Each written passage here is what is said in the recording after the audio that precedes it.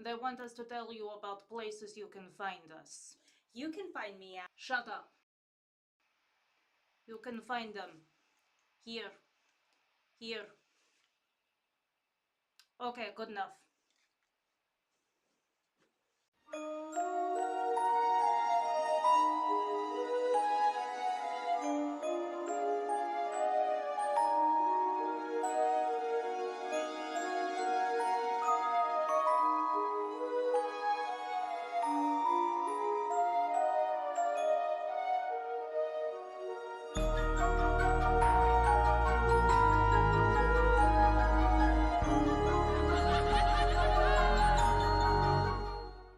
They call me great and terrible, I'm yours.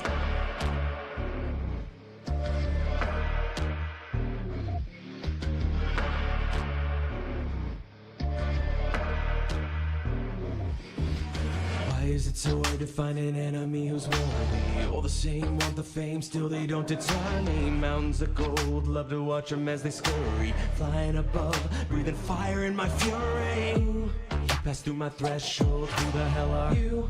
Wings outstretched and you know the legends. True. Teeth like swords and you're picking in your... You found the nightmare, now it's too late. Monster, you call me a monster, like I'm the big bad monster. I'll show you a monster. You ready? Hear my shrieks that break apart your capital. You can't tally every soul I send below. On your knees, revere and burn, it's wonderful. They call me great and terrible, I'm your foe.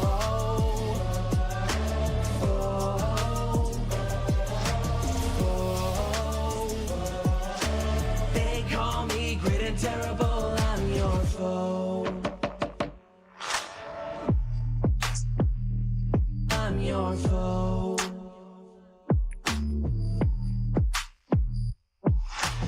Ooh, you passed through my threshold.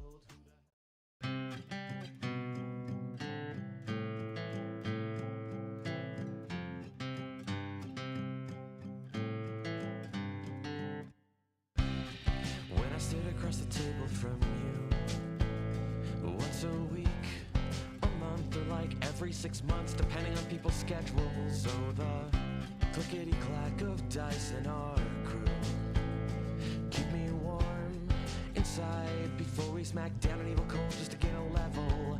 And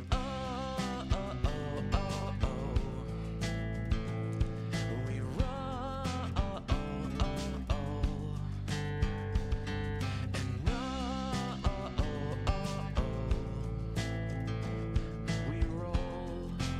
And we rolled a critical hit to the heart. People grow up, forget how to play, but not us, no. We laugh due to a dad joke or innuendo. Probably it's how every adventure that we create is our own cinematic universe, and it ties us together, and we will never forget.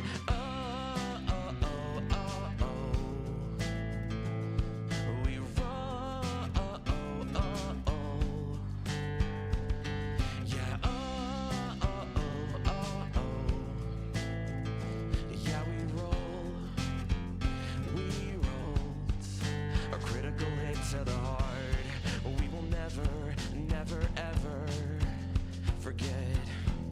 We will never, never, ever forget. We will never, never, ever forget. We will never, never, ever forget.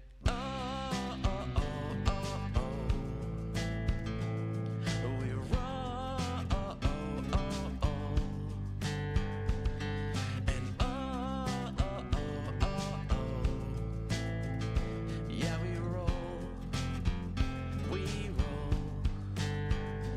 Yeah, we rolled. We rolled. Yeah, we rolled. We rolled a critical hit to the heart.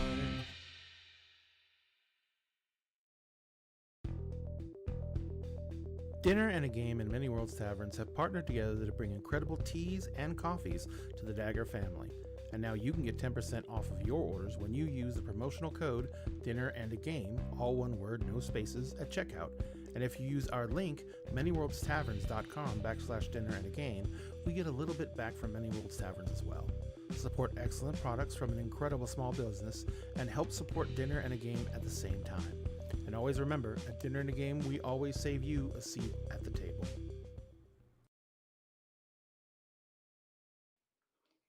I am Christ. I am character being played today by her. And I'm Hythrall. It's nice to meet you. Shut up. They want us to tell you about places you can find us. You can find me at... Shut up. You can find them here. Here. Okay, good enough.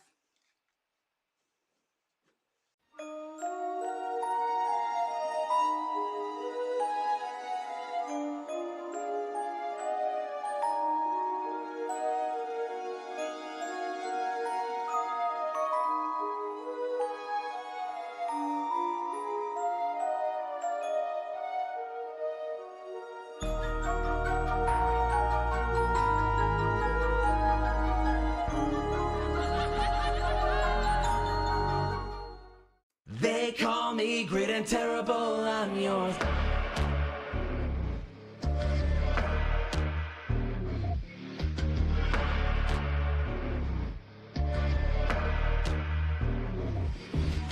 Why is it so hard to find an enemy who's worthy? All the same want the fame, still they don't deter me. Mountains of gold, love to watch them as they scurry. Flying above, breathing fire in my fury. You pass through my threshold, who the hell are you? Wings outstretched and you know the legends. True. Teeth like swords and you're cooking in your... You found the nightmare, now it's too late. Monster.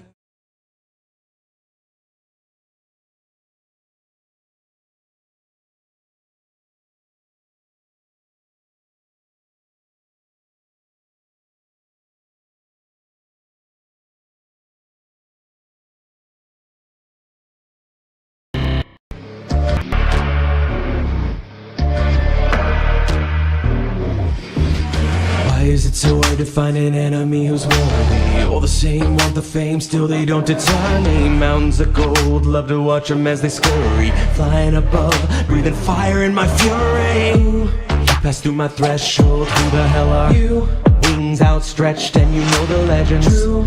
Teeth like swords and you're cooking in your... You found the nightmare, now it's too late. Monster, you call me a monster, like I'm the big bad monster. I'll show you a monster. Get ready. Hear my shrieks that break apart your capital. You can't tally every soul I send below. On your knees, revere and burn, it's wonderful. They call me great and terrible, I'm your foe.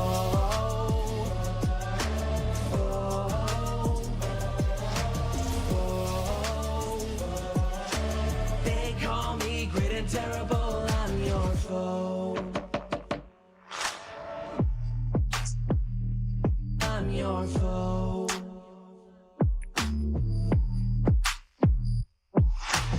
Ooh, you pass through my threshold, who the hell are you? Wings outstretched and you know the legends. Teeth like swords and you're quickened in your... You found the nightmare, now it's too late. Monster, you call me a monster, like I'm the big bad monster. I'll show you a monster. Get ready. Hear my shrieks that break apart your capital. You can't tally every soul I send below. On your knees, revere and burn, it's wonderful. They call me great and terrible, I'm your foe.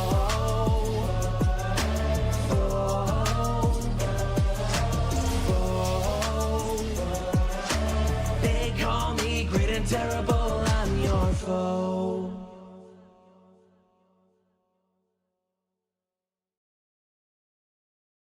Let me make sure all the audio is working before I audio out. Everybody say something. I mean, okay, sure. I think that worked. It looks like it works. I mean, do this. I love that helicopter blades are a weapon. Right? that they just have in there. Just a random thing, just in case you find some laying on the ground or you rip some off of a helicopter. The Here's the 100% stuff. what Hannah would do. Can I be proficient in scrap metal? Yes, you may be proficient in scrap metal.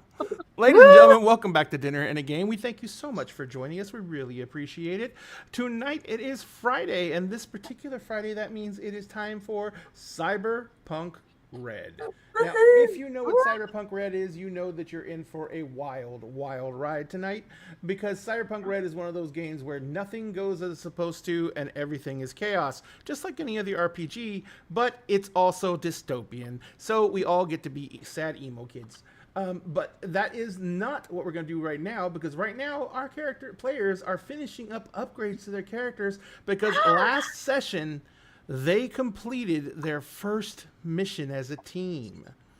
And actually, it's kind of funny because we do have a new player joining us tonight. She is not new to Dinner to Game, however. Dice Goblin Black Cat, welcome to the crew. Thank you very much for joining us. Thanks. And yeah, go ahead. I promise I'm not Vixie Belle.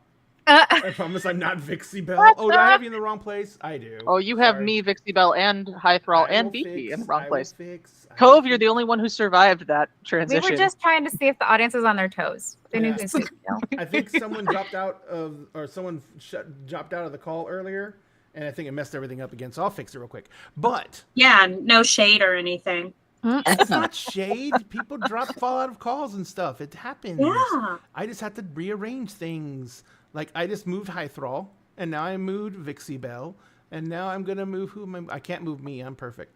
And now I'm gonna move conceited Dice much. Goblin. I am not conceited. I'm just perfect. There's nothing I can do about it. Can I get incendiary ammo? Yes, you can get I mean, incendiary. Oh, fuck ammo. yes. Well, actually, what's the scarcity and rarity on it? How hard is it to get? It doesn't say. Okay, then you I'm can have it. on Foundry. Oh, okay. I'll go in the book and fight it in a minute.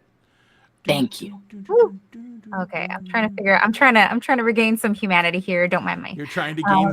So what my character players are doing right now is, since they finished a mission, they have a lot of money and a lot of experience points. So they've been upgrading their characters in the downtime. That's why we kind of came on a little late, because there was a lot of stuff we were looking up, and we were like flying through the book and screaming at each other. It was really great. It was messy. I still need to spend IP. I still need to spend IP. IP is the actual experience points in Cyberpunk Red. Cyberpunk Red is a very interesting game. It's kind of a lot like D&D in the fact that you have experience points and you have like different magic items and stuff like that. In this case, it's actual tech items. And all those can really determine how well your character interacts with their environment in the game. But with magic items in D&D, you can bond to like 2 magic items, and then you have a bunch of mundane magic items. In Cyberpunk, you bond with them, all right, because you chop pieces of you off. Unless they were gone to begin with. Unless Yes. they were gone to begin with, then that's just an upgrade. You don't take any humanity hits for upgrading your shit because you already chopped it off. But Cyberpunk is very much a game of it's a game of the dystopian future where you literally are surrendering pieces of your humanity to be able to survive. So it is a very interesting story, and it can get very dark at times. So I just want to remind everyone that Dinner and a Game is an adult stream. If you're not 18, you're 12, please leave. And if you want to join us for this, be prepared for an extra little bit of disclaimers. In Cyberpunk Red, we will be having instances of body horror because some of these body modifications can be very severe and not pleasant. And I'm not talking about the process of getting the modification. We're not going to go into the gory details. I'm talking about what they look like afterwards. Some of these people look very little like a human being anymore. Also true. What was that, Cove? What was that, Cove? Still aim at it. What's up? What's up there, Owlboy? What you doing? I Oh, I'm gonna have to message you about something, but Got it. But just to keep with the whole discussion, what we're doing right now is we're wrapping up making the characters. So what I'm going to do is I'm going to jump over to another screen, which has our Foundry up in it. I'm also going to fix everyone here because it got messed up too. But the Foundry shows you what everyone actually is doing individually with their character sheets. The character sheet I have right now is for Elena, who is our new addition. And you can see right here that this is all their stats and everything like that. But this is, where's their gear? Gear is here. And this is like, they are the med tech. So you can see that they have, where's your med scanner, your meditech bag, stuff like that. They also have a bunch of cybernetic enhancements because their specialty when it comes to med tech is psychology. So they're literally a therapist. Maybe a mad scientist type therapist, but a therapist. Shush. I'm shushing. And then this is all their cybernetic enhancements. All these are literally implanted in their body or replace body parts. Like they have this, which is a cyber arm. They have a cyber leg. They have NeuroWare. They have a bunch of other internal stuff. No, I don't. I don't have a cyber arm or cyber leg. Well, it looks normal. It looks normal, but put it this way. There's people with eyes that will look at you and not only know exactly what all gear you have, but the price tags on all of it so they can strip you later. Right, but I don't have... I don't know what's under cyber, but ain't none of that stuff mine. Uh-huh. No, it's not. No, Like, it's not. I've only got the things. ears, eyes, brain. Ears, eyes, brain. And That's then it. here is the lovely Jester. They're still making modifications to theirs. But so you can see on the character sheet that there is IP, which is their experience points. And then there is, the gear that you get. IP is spent to enhance your traits and your skills. And you basically buy them in increment levels and you increase them as you're going up. I don't think there's a cap for buying anything up, is there? You have to have the IP for it, but there's not like you can only get X amount per whatever. I don't think there is. I'm going to go with there isn't. Okay. But yeah. Sure. So everyone's doing that. Who is still working on their characters? I mean, I know what I want. I'm just slapping it on my character sheet. Got it. Fine. I just finished Fine. gear. You just finished Well, gear? almost. Almost. I need to do like the gliders and stuff, but like I'm essentially finished. The personal gliders? I held on to that, unlike some of us. Well, That was more to the one who failed than the one who had to ditch theirs. Don't know what you're talking about. It's fine. I just I'll fucking it up. so, Yeah. I will Howl's Moving Castle walk away from you again. Drama. oh, there's gonna be there's gonna be drama this game. There's always drama. No drama in a cyberpunk game, that can't happen. That's not right. But yeah, so the session before last, they actually completed their first big mission, and that big mission got pretty hairy for a while there, as they literally stormed what turned out to be a not exactly legal Arasaka medical research facility. And they got a bunch of they were sent to get a bunch of actual physical cred sticks, which are basically like our credit cards, except they hold digital money on them. And they're used to do things like paying out physical bribes, because no one really holds paper money anymore. It's all digitized. So they basically went and stole all these, and they're basically, the big thing about them is that they can't be used except by the corporations that issue them. But if you have someone who has a way of hacking them, then you can get the funds out of them. But it usually takes a while to break the encoding on them and everything like that. So our crew was hired to go get those credit sticks from this encampment, and basically they're fucking over Arasaka's payroll for a lot of their wet work specialists and other people who cost Arasaka a lot of money, but often work on jobs that Arasaka doesn't want to admit that they actually run. So they basically stole the payroll, I guess you'd say, for that. And they returned it back to the person who hired them to do the job, got their payment, which was an extraordinary amount of money. And then they actually all went home and went to ground because they fucked over Arasaka, which is basically saying they fucked over, I don't know, Microsoft. Fine, we're fine. But Microsoft has a small army, which they probably do Right. somewhere. They probably do. Yeah. I mean, if Magic can have the, I mean, if Wizards can have the Pinkertons, then God knows. Oh my God, I forgot about that. Never forget the Pinkertons. Never Nope. forget. Oh my God, no, we're not going to talk about that because I'm pissed. No, there's a new thing that happened and it's fucking. Oh no, I don't want to know. I have so many questions. Okay, so real quick, for those of you who play D&D and use Wizards of the Coast D&D Beyond subscription, up until yesterday, you could go buy things a la carte from the different books. Like if you wanted a specific magic item from a source book, but you didn't want to buy the entire source book on D&D Beyond, let's say you already had the physical book and you didn't need it, you just wanted the items for your character, you could go buy the item. It would be like $3, $5, whatever. Or like, spend $10 and you can have all the items from the source book and you don't have to buy the source book. Yesterday, Hasbro took a la carte buying options away and told no one. So now you cannot, if you want anything digital on your digital character source books in D&D Beyond, you must buy the entire book. So like if you wanted one fucking item out of one source book, you will have to pay $50 for the digital source book, even if you already have the physical copy. Here's the other kicker.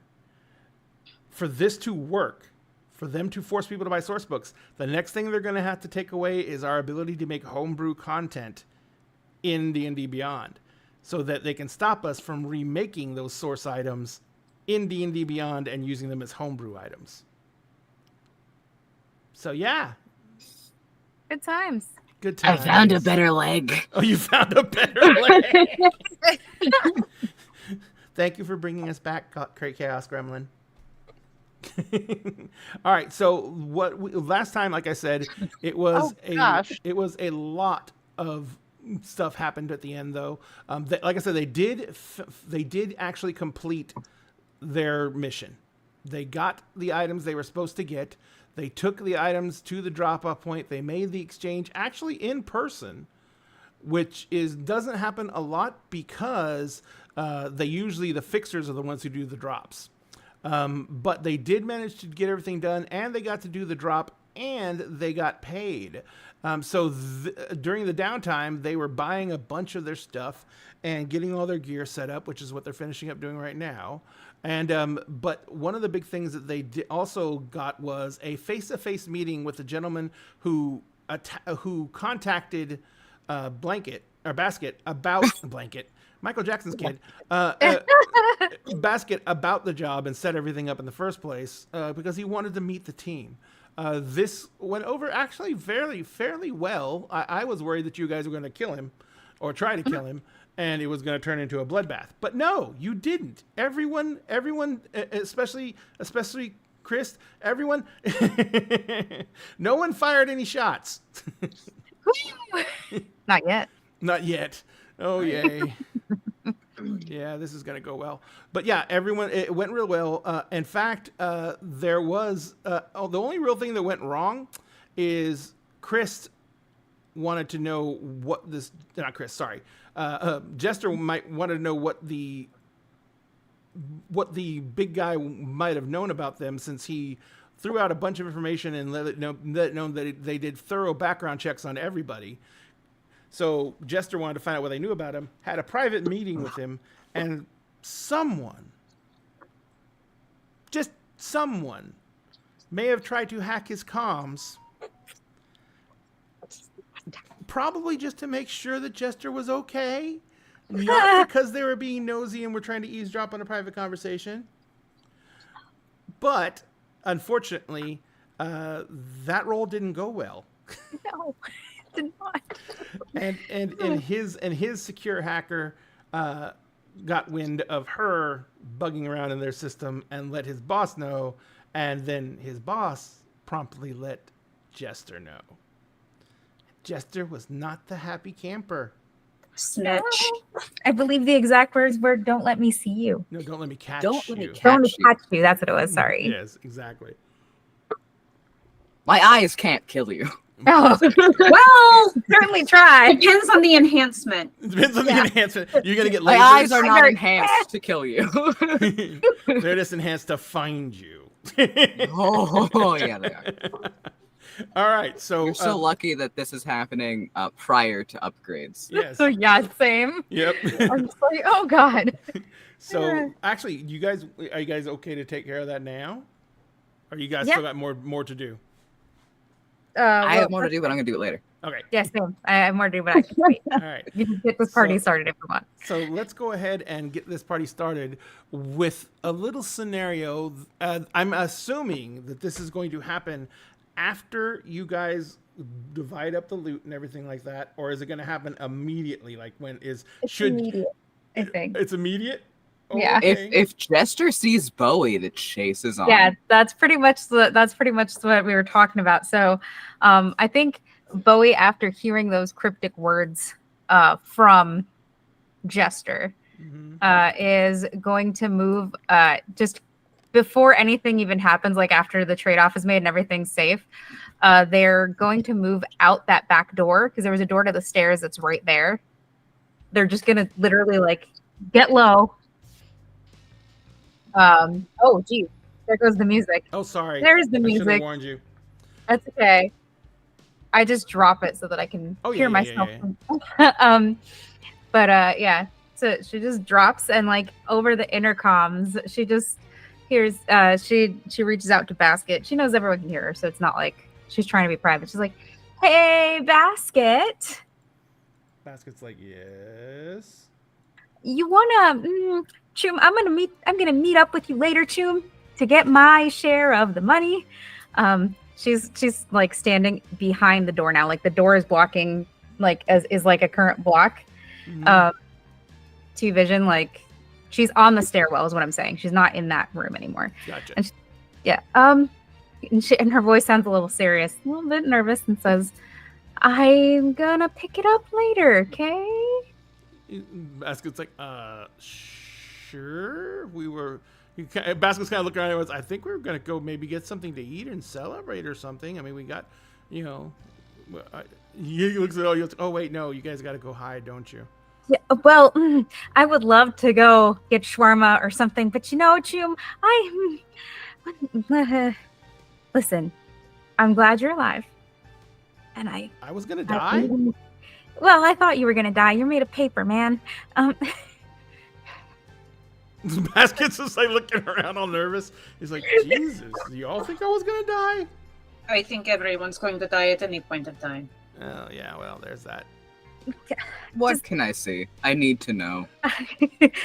You were down on the ground floor because you jumped. I remember you went down the wall and you were down there on Yes. the ground floor because you went back and came back out. So- They're down with in the arena, right? Chris, Yeah. Basket, and Anna. Yeah. So what you can see is up in that booth, you can see that the door to the booth is open because it has a blackened out glass in front of the booth, but you can see because the door is open, the lights are on. You can see the light through the door, but you don't know if. Well, actually, yeah, no, this is actually going to be something you can roll for because you are going to tell me whether you can see it or not. There you are, Jester. You're going to make me a. Oh, this is weird. Make me I guess intelligence check. And did you have anything to amplify your sight before this? No, not in this scenario. Like, Got it. yes, just nothing that would help here. Low light shit. On your skills, control, education, social, So awareness skills. Here we go. It would be perception. Yeah, make me a perception check.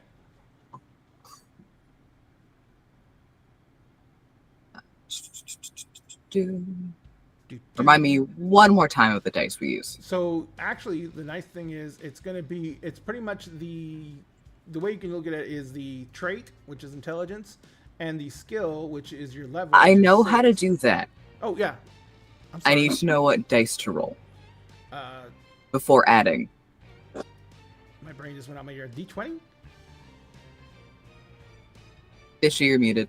Is she muted? Still You're muted. still muted. I can see Bishy dancing around though. I know, that's why I'm like, Oh, you're muted in the call, Bishy. Let me see if struggle. the struggle is God real. bless him. Do you like my little container, by the way? Oh, it's so cute. There's an owl one back there. The owl one holds little jellies. And if I Aw. decapitate this bear real quick, he has some gummies. Oh, neato. I love that. Metal. Yeah, Now I I want can't unmute Bishy. I didn't mute her. Did she know? It's something you can't unmute someone else. It's like, yeah, but it's my call. It when could be when the I dropped the tab. earlier, it automatically muted me in like the actual call itself, and Alright. my headset was also muted. So it's Well, this Ah, is there we go. Oh, there we go. There we There we go. go. Woo, we got it. All right. Oops. No, and I But just yeah. dropped it. It uses D10s and D6s. Oh, got it. you. D10s are for figuring out anything, and D6s is for like damage and stuff. Got it. So it's D10. Thank you. Okay. So that is, I have to do math every time I roll because I rolled 4 times on Foundry. It fucked me every single one. And so you were quickly like, fuck Foundry. Yeah. Correct. Ooh, rose-colored glasses. I love it. Then we have. It's That's a 15 metaphoric total. and literal. Mm. Sorry. 15 total? Yeah, you can definitely make out that Bowie's figure in the doorway. Well, wait. Bowie like is actually has gone to the stairwell. Bowie's trying to get a head start and gone to the stairwell and is standing with the door shut to the stairwell. So thought okay, you got were it. yeah. No. I thought you said you were standing in the doorway when you started calling. No. She is standing in the stairwell, like with the Gotcha. like on the side. Yeah, Gotcha. she's In not. that She's not. case- She's not dumb. She's not that dumb. Hey, Okay. gotcha, Mrs. Erica. In that Yeah. case, you see that the doorway is open and there's no one in the control booth anymore. So you know Bowie's Not a on the problem. move. So, Bowie, you're. Basket's just like, The conversation with Basket. I'll have it for you. It's okay. I mean, I'll take it back to my place. Yeah.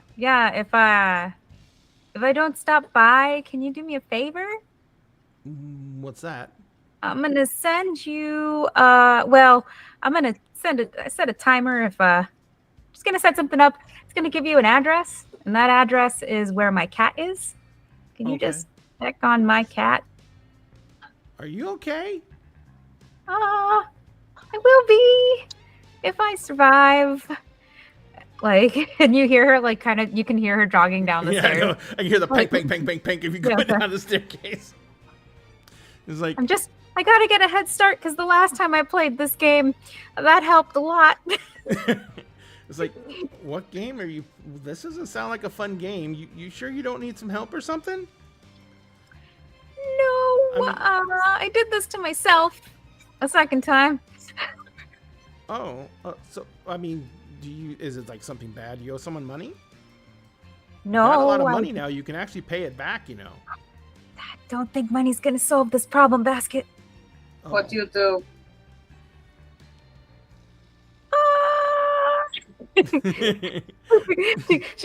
You just hear keep continuing her keep running. I tried. She takes a deep breath. I invaded someone's privacy because I wanted to protect them, and they're not happy with me, and I've got to run. Thank you. Oh, so the game she's playing is called Consequence of Action. Curse the sudden but inevitable consequences of my actions.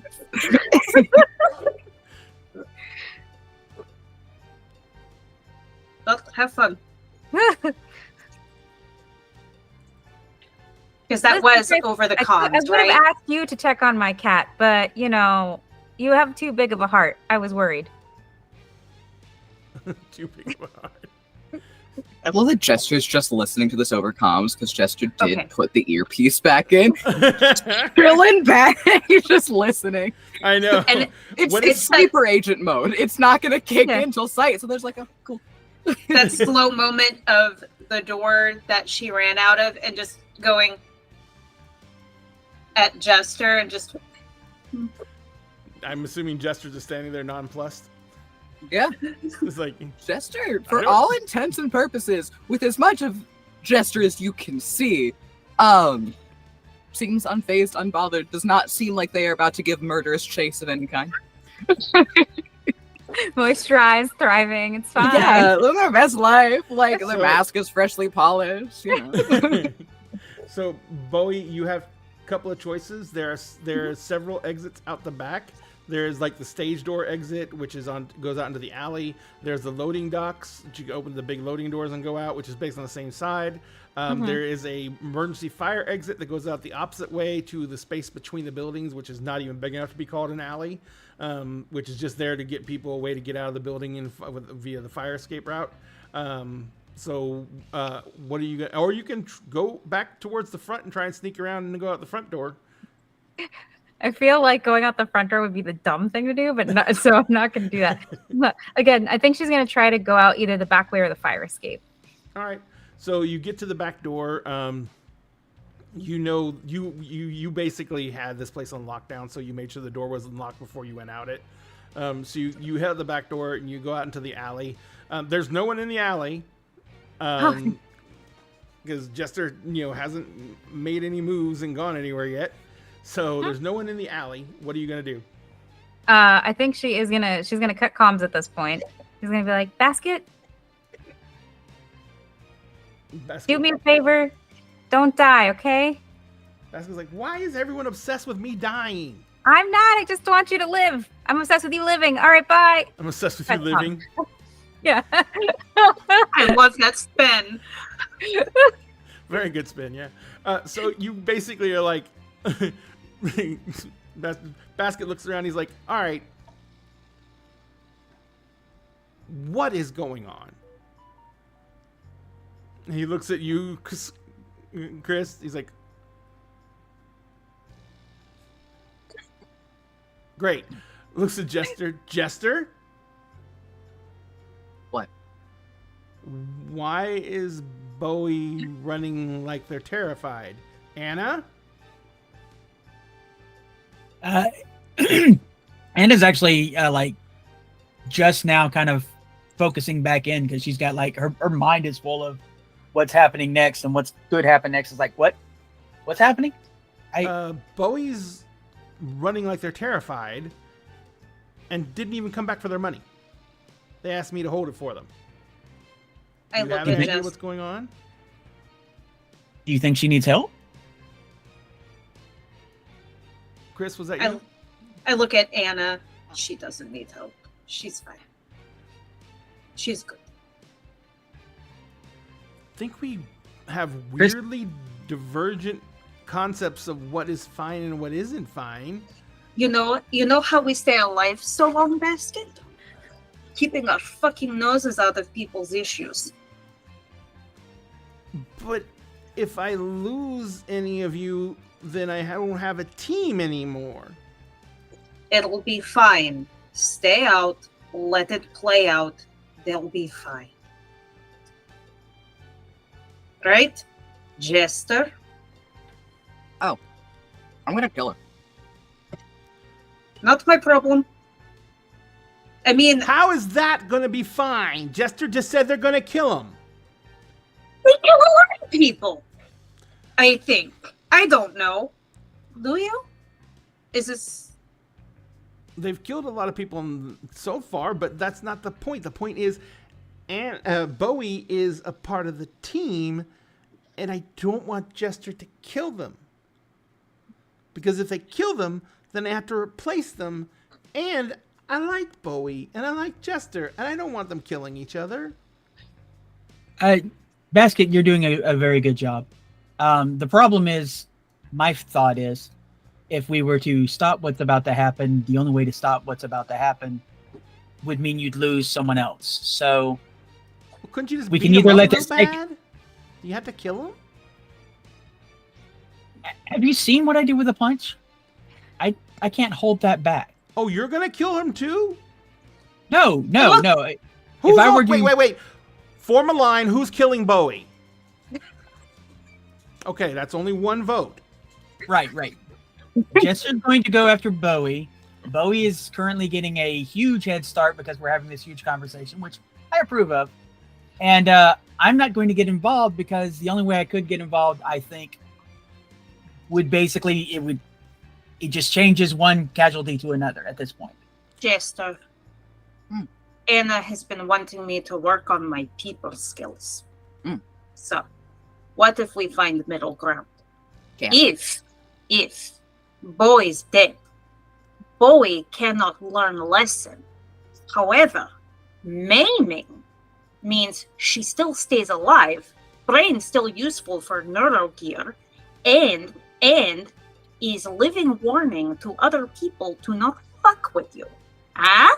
See? Win-win. She lives, you still do shit. I see where the disconnect is happening. I understand. I don't care about a lesson learned. Okay, I tried. It was a good effort. You made very good So? points. See, I used negotiation.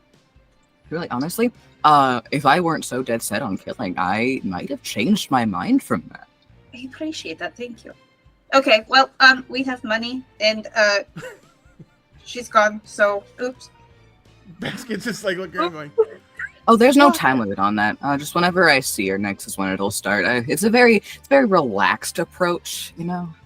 So this is my mercy to Bowie. I respect Bowie, and so my mercy is that I'm not hunting her. Gotcha.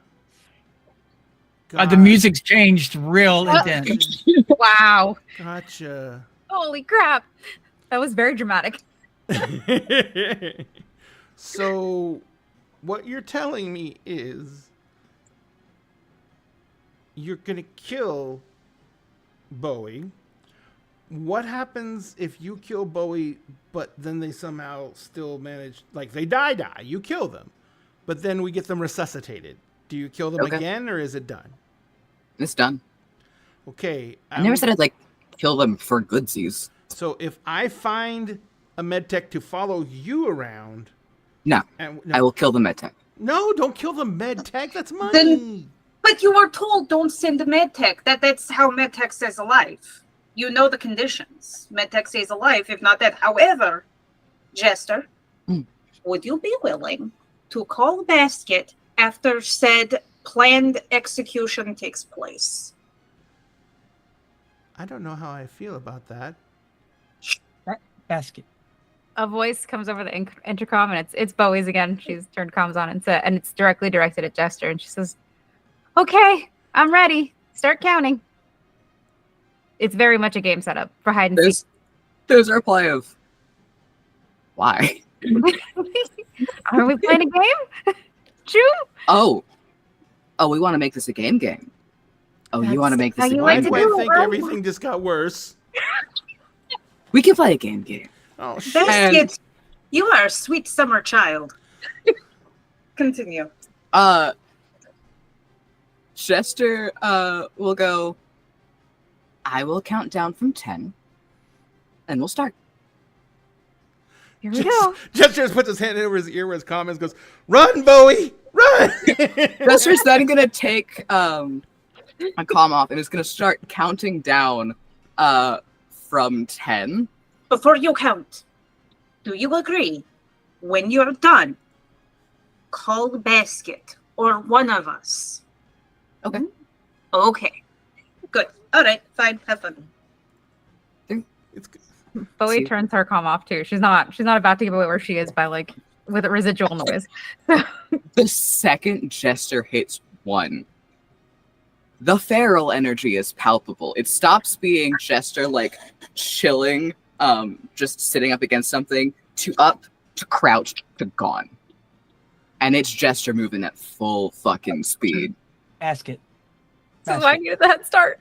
Yes, You made Anna? it a game. They were just I gonna wait know. until they saw you. I knew what I was getting myself into. I walked boy. right into it. Basket looks at Anna. Yes, Anna. She reaches into her pile of the stash, hands a crisp $1,000 bill, set Bowie up with an executive account. Jesus Christ, the music! Wow. I didn't My do that. God. I didn't do that. No, that an was me. accident. I for some reason it keeps resetting the volume to like original. Okay. Anyway, here's 1,000. Set Bowie up with an executive trauma team account, and everything will be fine. An executive account will be perfect. And it also keeps Jester from annihilating a medtech that's following. I need to DM something to Ray actually. That Okay. reminds me of something. Hold on 1 second. I'm also seeing if I can do anything about the general volume, but I can't. It adds to the excitement, keeps you on your toes. When's it gonna spike? We get a When's it jump scare in game. Oh no, the audience can hear the music too. It's just not as loud for them because I've got the volume turned down on mine.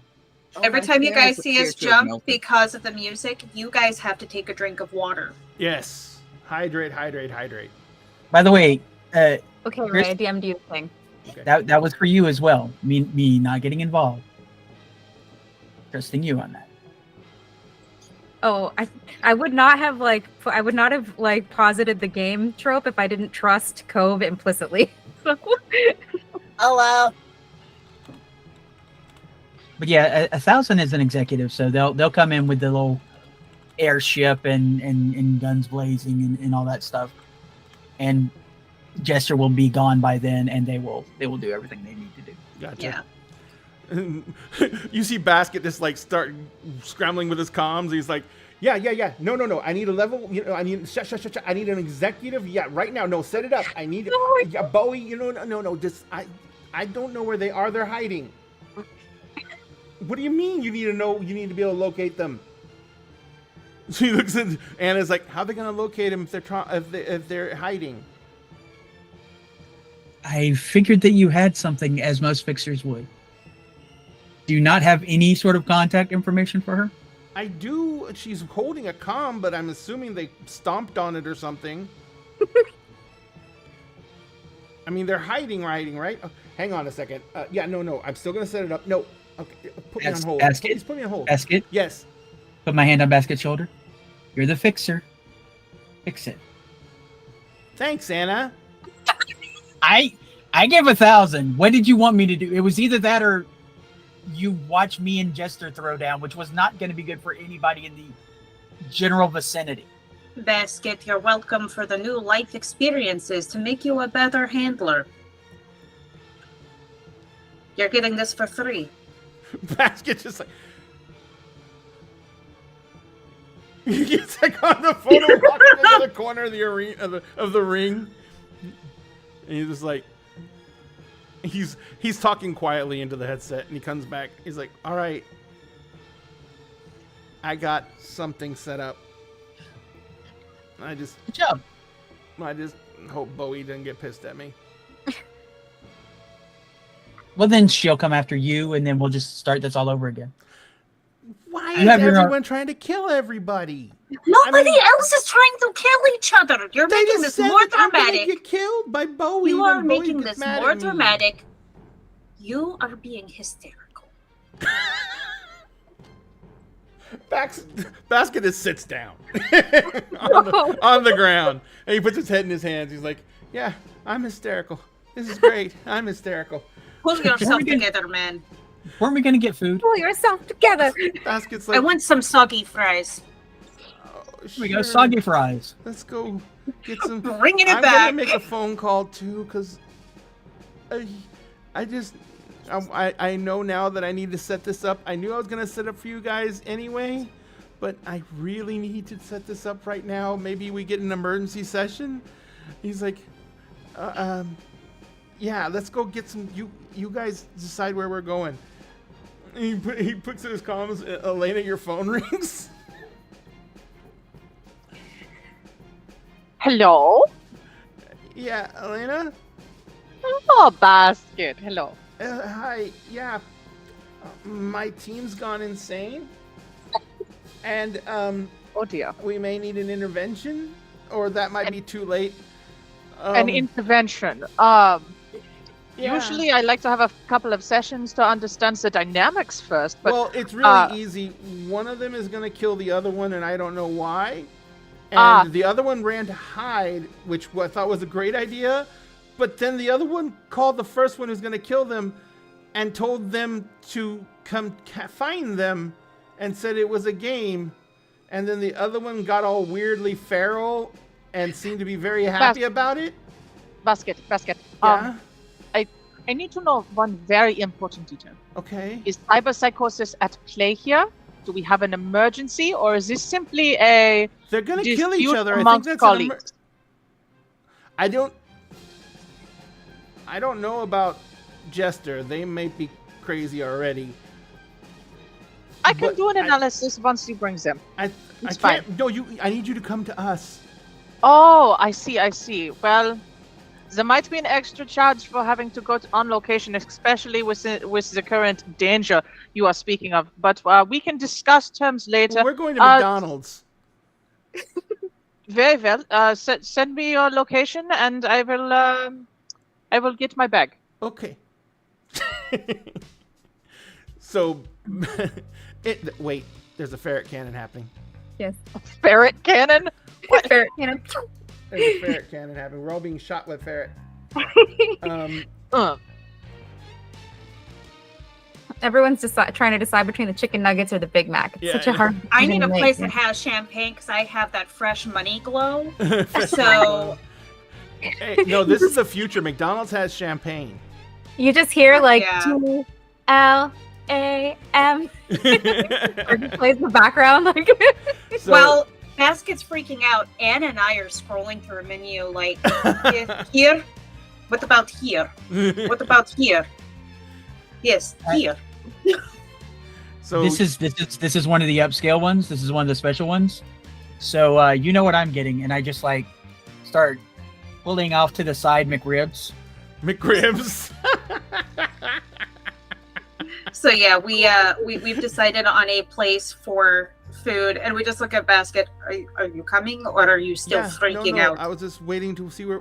I'm fine now. I'm fine. Everything's fine. You guys are gonna kill each other. It's all fine. This is wonderful. This is what bad blood sugar looks like. You need to eat something. Hey, so Mom. You're alive. He goes You should stomping be happy. off. Say that again, I shoot you. He looks over his shoulder at you, and he's like glaring at you, and he sticks his tongue out at you. Unless Anna stops me, I walk up and just go to slap him so hard in No. the back of the It's head. like a hand on Anna's on Chris. It's fine. As you wind up, Baxter like something. He's like going to step out between the ropes under the ring apron, and he's like panics, and he tries to like jump out, and he like gets tangled up in the ropes, gets flipped over, his foot gets caught between the ropes, and then he's hanging upside down for a second, and then his foot slips out, and you're ah! I'll take it. I did that. That's mine. And leave. Basket's like, I fell on my head. Oh, you were told to stay alive, you chew. Oh. Basket stands up. He's like rubbing the top of his head. He's like, how can it suck so much to be rich? Sucks to suck. Who's carrying And, the yeah. case? I wonder. Look at Anna. Basket looks at Anna. I really love Dungeon Mistress Erica. I'll have a McWine. A McWine. I'll have good cocktails. A McWine. The McMixter. Yes. Can I get a 20-piece of nuggets and a box of wine? Oh, God. Amazing. All right, so let's see what's happening with the hunt. Jester, first off, actually, no, let's start with Bowie. Bowie, Okay. what did you do to try and hide yourself? So Bowie has taken this tried to make the best use of this head start that they've given themselves. So you're just flat out And- hauling ass. Yeah, well, she is hauling ass now, but she actually set up a couple things beforehand. One of them is you can see her yellow coat is peeking out conspicuously from a specific point, like behind an alleyway. Enough to look like there's a person hiding there, but not enough to be super obvious, like a flag. Meanwhile, like Bowie herself is running as fast as she can, full on, like using every parkour skill she's learned. Just putting as much distance between there and here. Between herself and Jester as she possibly can. She's like hopping from roof to roof. She's doing the thing where you jump over walls, like the office parkour, but competent. Office parkour, but competent. And if anyone's ever seen that episode of The Office, they know exactly what you're talking about. Yes. Parkour. Oh shit! Knocked over my cup. All right, so let me check some things here on the good old sheets. Oh boy. Oh, that's not bad. All right, so Jester, I need you to tell me what you're doing. Well. Yes. The hunt is on, and the worst birthday song ever keeps getting played. Is someone playing that on the thing? On the stream. Mm-hmm. Yeah. Oh my gosh, I can't even hear Twice. it for some reason. I don't know whose birthday it is. So what Jester is doing is Jester doesn't track like, say, a bloodhound would, or like or like a bounty hunter would. Jester tracks more like a PI. Jester uses the information that they have available to them to figure out a person's mannerisms, their habits, how they think, how they act, how they function. And that is how Jester tracks. And so, Jester, while they were standing there, very nonchalantly, not about to chase anyone, that's what they were thinking about. They were going over all of the information that they've already gathered on Bowie. They were going over Bowie's habits, Bowie's mannerisms, things Bowie leaned more towards or against when it came to the heist that they did, and what they've known of Bowie in the past and from past chases. And that's the information that Jester is working off of to find Bowie in the city. Essentially following in their proverbial footsteps. All right. So, you're tracking Bowie then? Or you're just estimating where Bowie's going? So, I'd consider it tracking, because it's still technically tracking. It's even estimating where they're going is tracking them in a way. Mm-hmm. So, let's do this. Let's have... Go ahead. The other one I could argue would be human perception. So, tracking or human perception. Well, I was gonna say if you're using this as a manner of tracking, then I would say go with tracking. Okay. But let me see what the perception is. No, it'd be more tracking. Yeah. Are you trying to give both a chance? No. I was trying to find an excuse to make it perception, but until you get to somewhere where there's more physical clues, that's not really gonna be perception. Oh. I'm so sorry. I screenshotted it. I did. I screenshotted it. I'm gonna send it in the chat. I'm so sorry. This sounds either really good for Bowie or really bad for Bowie. Oh, we're gonna find out. I'm so sorry. Putting in the Discord or Discord. Oh God. Oh shit. So that's a total of 14. Not unexpected. Shit. I'm so sorry. That's okay. Not unexpected. So my tracking's kind of shit, which is why it's unexpected for me. So you quickly find the coat. And what do you do when you see the coat? Do you just barrel into it, or are you gonna stalk it? Does Bowie sitting there behind a corner kind of conspicuously make sense? No. Oh, for Bowie, ignore the coat. like for Bowie, it's it's something that she would do, but at the same time, it's also like a bright yellow coat. So it's kind of like, I guess Bowie's you not- would know that it's a tactic of hers. You would know that it's a tactic of hers. She's done this before. So there's a possibility, like, it's a 50-50 split. It could be her, it could not be her. Could not be her. What Jester's gonna do is Jester's gonna run past the alley and get a look back at it rather than going into it. Got it. Because what they would be doing, if it was Bowie, because this isn't a just, oh, I know it's a code situation. Chester doesn't want to enter an alleyway that could be trapped. Understood. Or that could be an ambush. So Jester's running past it, confirming with a look back. And then if Bowie's there, that's when they are going to hard stop, turn, and go, because they can do that on a dime. It takes nothing out of them to do that. Yep. So, yeah, no, you don't lose much time at all off the chase. Now, here's the thing. You both have the same speed. So what that means is that you know, that since Bowie had a huge head start, you're going to have to tell me what you're going to do to try and keep up or to catch up. Because you're going to have to do something. You're going to find some way to take it to an extraordinary level to be able to catch Bowie, since you gave her such a big head start. Everyone says gave. Okay, no. The terms of the game were set. Yes. They weren't even playing the game yet. Anyway. But no, Jester's extra as fuck, and I've already thought about this. Oh shit. So Jester is actually going to, because they've had a lot of time to think, they're going to try to map out essentially where they think Bowie would go. And then they're going to make their way up to the top of the building. And they're going to use that glider to go in the direction and keep that eye out, because they've had those they can see good. They can see it. They can see the better. So let's do this. Cove, DM me where Jester thinks Bowie is going to go.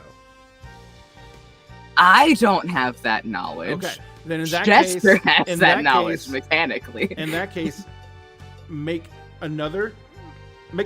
Ooh, I got it. I know. Where are you? Because Jester mechanically has spent more time with Bowie than I have as a player and character. Yes. Also, unbless you. Bless you. Bless you. Yeah, make me a human perception roll. Okay. This is a good place for that. And then, DM that roll to me.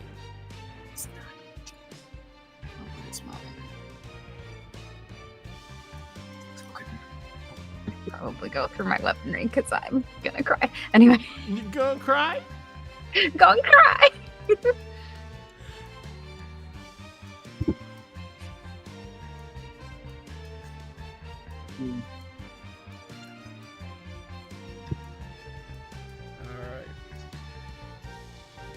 Okay. So, now, Bowie, where are you headed? You're flat out running, but are you having any destination, or are you just still like... Bowie does not have a destination in mind, because if she goes towards where she lives, she knows Jester will follow her there. Mm-hmm. She is trying to... She's literally like just running around to the city looking for, like, just paying attention to see if Jester is caught up or not. And if Jester, if she notices, like, if she sees or notices that Jester is caught up, she's gonna start looking for places to like hide. At this point, she doesn't have her yellow coat, so she's just in her black, her all black outfit. So it's easier for her to hide in places. So after about put it this way, you're starting to get fucking tired. Because it's been like half an hour, and you are running your ass off. There is no sign of Jester chasing you. You've actually stopped a couple of times because you thought you heard someone running after you, and you look back and it was like someone running in a different direction, or someone coming to try and mug you. Okay, so I think if she knows she's getting tired and she cannot keep up this pace, Do you know, like, she's gonna look for an apartment building? You know the thing that like is on apartment buildings sometimes it's like it looks like an outhouse, but it's not an outhouse. It's like a little roof access thing. Oh yeah, for the stairs. Yeah, for the stairs. She's gonna see if she can find that Okay. and get in there and like hide in there. Okay. Like, and I think because she knows this isn't like the best solution or a permanent solution, it might be a worse solution if Jester like deduces this and gets in. She preemptively, she gets out her bat. She has like a little bat, like, or not a bat, a little bat. It's a bat, but it's like the way I imagine it is like it's compact, and she just kind of lifts it out and like has it by her side as like in preparation of putting up some kind of fight. She doesn't think it's gonna do her any good, but she might as well get a hit in. You know. Gotcha. You can. So we do have a Before hydrate, she by goes the out. way, everyone. Oh, So, hydrate. Bowie. Mhm. And you said you went down into the building. I'm sorry. She didn't go into the building. She's just sitting in the Okay. stair, in the like at the top of that staircase inside. Again, trying to hide. All right. So Jester, you took the glider. As you are gliding across and moving across, you basically figured Bowie's going to run as fast as they can directly away from you to get as much distance between you and them as they can. And then when they get tired, they're going to try and go to ground and hide somewhere to give them some time to rest and think. So all you do is you take the glider up, you go up to the roof of a building, you take the glider, you launch off, and you begin cruising and catching updrafts and trying to get higher and higher and higher. And you're just cruising down the street you saw the yellow coat posted up on, and you're just cruising above it. And since you're moving unobstructed and you're going across the rooftops and everything like that, you can, at about 3 buildings away, you see Bowie duck into a roof stairwell access door.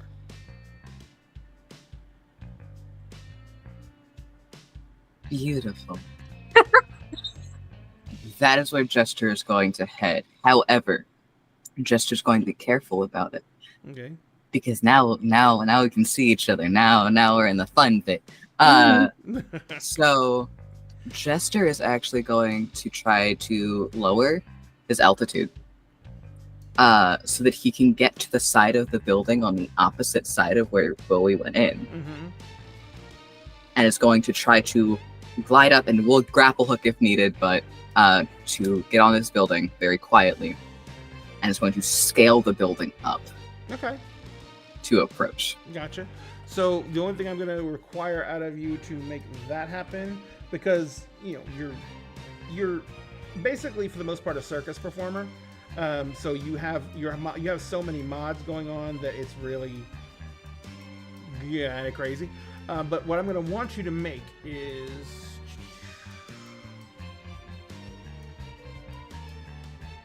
an athletics check. Okay. I knew it. Do I have to roll? The lowest I can get is a 15. I'll roll. You do have to roll. I know, I'm rolling. I know, I'm It's rolling. where those ones 17. come up. 17. All right. Yeah, you literally have the glider, right? And as you're coming up to the building, you just trigger the glider to collapse, and your feet hit the side of the building, your claws dig in, your hand grabs a hold of a windowsill, and you fold the glider. The glider folds up, and you just reach up and prop it on the windowsill and leave it there in its little backpack form, and then you start going up the side of the building. Can I hear any of this, or is this happening too far down for me to even be aware of She it? said she was going down and then climbing up from there. Got it. So no, and you're also inside the stairwell. Okay. So no, you don't hear that. So Jester, you come up and over the edge of the roof.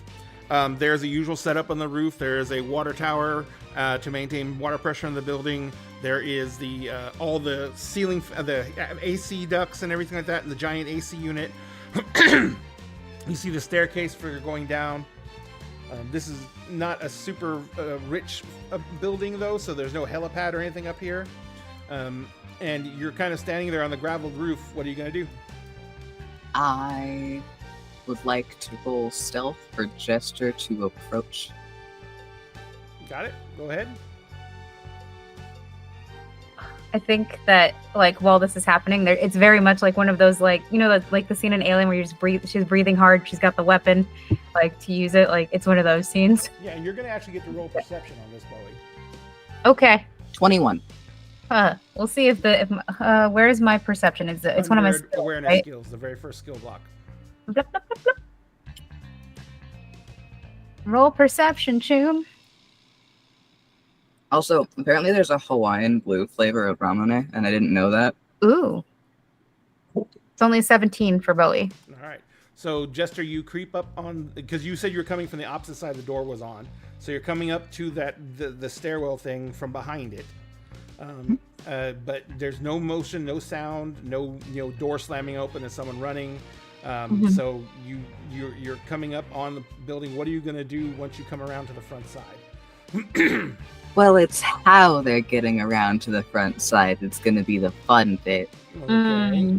Because they're going to go up and they're going to go over. Gotcha. And that's how they're entering. And they're making their presence known once they're visible. They bye. Oh, We jeez. lost somebody. We lost someone. Oh, they're back. They're back. Welcome back. Welcome back. And it was only momentary, so it didn't reset everything. So you're coming over the top of the building, the little mini building. Are you Fishy and dice are swapped, just to let you know. Oh. Got it. I'll fix that. So are you gonna just like swing the door open, or are you like dramatically? How are you making your presence known? So, it's definitely the creeping up, creeping over, and then just hand down to get into like the claws into the cracks of the door to get the door open that way. Gotcha. And then I'm pretty sure spider crawling on the ceiling towards someone is very conspicuous because that's kind of how we're doing this. Gotcha. Because that's when specifically he stops trying to be careful about the sounds his claws make. Gotcha. So, Bowie, Mhm. I'm assuming you're like kind of sitting at the top of the staircase. She's standing at the top of the staircase, gripping her bat, like just waiting for something to happen. So So- as you're standing there, the door just swings open. What's your reaction to that? Bowie's eyes go wide and she immediately looks up because she's seen Jester Spider crawl before. And you just see the claws come over the edge, and Jester starts coming in the door upside down above you. Jester, Bowie reels back her bat, Mhm. waits gives it a count of 2 for that head to get in the door. Wham! That's what she's gonna take a swing. all right. With the bat. Let's do the initiative thing. Do we roll initiative first? Yes. Okay, where is that? On my sheet again. I would say new sheet who this. It's just been a while since I played the game. Yeah. I forgot how to roll initiative too. Oh no! No. Well, it's not just me. Why did the wrinkle in my brain go smooth? Mishi, how do you roll initiative again? It's reflex plus a D10, That's what. Thank It is. and you. then any modifiers you might have from stuff. I was like looking at the skills, and I was like, "It's a skill. I know it's a skill. It's reflex or something." Okay. So just roll reflex and then add another D10. Yep. Reflex. Unless you have any mods from gear or anything like that. No, don't think so. That's a 12. That's not great. I have to. Where do I add the addition? Where do I add the D10 to this? Or do I just? You can just roll a d10. Yeah, and I'm gonna roll another D10. So that's her 9. That's a 9 for regular reflex, and then I'm gonna roll a D10 somewhere. Let me. No. Reflex plus a D10. Right. Is what's your value of your reflex? Oh, the value of my reflex. Mhm. That you roll So- a 9 on your reflex, right? Okay. Yes. Mm-hmm. So then you add. Oh yeah, you're right. No, I'm sorry. Okay, so I'm rolling a D10. Oh, I forgot how to do that in Foundry. / roll 1d10. Roll 1D10. No spaces? Yep. No spaces. Sorry. Oh, that's not a valid chat command. Maybe I'm using the wrong backslash. / Yeah, forward slash is not backslash. Forward slash is not backslash. Nope. Still didn't do it. I fucked it up. How did my map move? No idea. There should be a thing that I can click also, right? No, there isn't. There's There a little dice. is an initiative thing. I was looking for it. I thought there was too. I know there was, because that's what kept fucking me.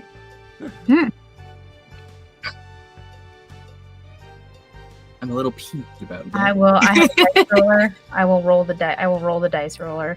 I got this. All right. One moment, please. There it is. That's what I was looking for. Maybe 10.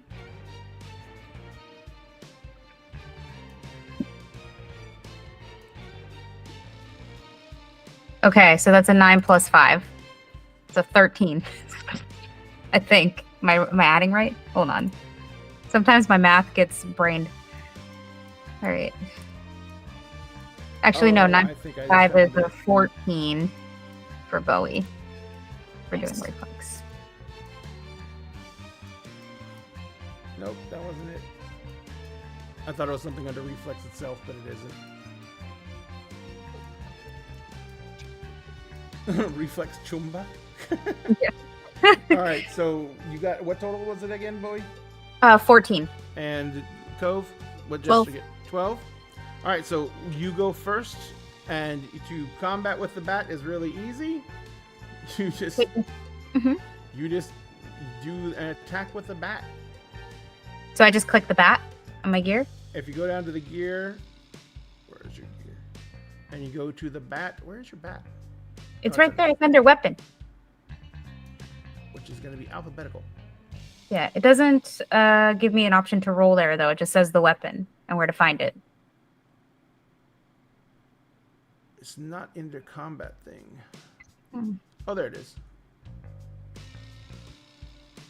Because it's not in your fight section. And I don't Oh. know You why it's loaded not. up in the fight. Hmm? You loaded up in the fight. How do I do that? I did this a while back, and now Do I go into settings? Oh, there it is. It's carried, equipped. I'm Yeah. assuming There I we put go. equipped. There we Okay. go. Great. All right, so she's equipped, You and see a little then fist? where's the little fit on next to the bat? Yep. Yes. Okay. I gotta. Where'd it go? I don't know. I did the thing. It says owned. It unequipped it. Oh no. Click it again. Equipped. Oh, so you have to go down to your fight section. Yeah, the Once sorry, it's the fight equipped, section down below. there's a different fist. Sorry. The fist you no, clicked on is the unequipped. Okay. Wait, where's the other fist in fighting Scroll down skills your or? character sheet. Okay, The I'm on my three character. tabs at the bottom. The fight Three one in the tabs. middle. Oh, there it is. you Okay, go. that's There's the the fist. fist. Got this. And then it's I don't have any mods. Yep. Survival. It's a 13 with the bat. All right, now you get to do your defensive move, Jester.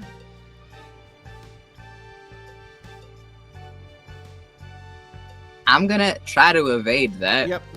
I mean, the reflex is so high. I really think you can. So I don't. It's fine. It's fine. The 24. No, Yeah. Jesus Christ.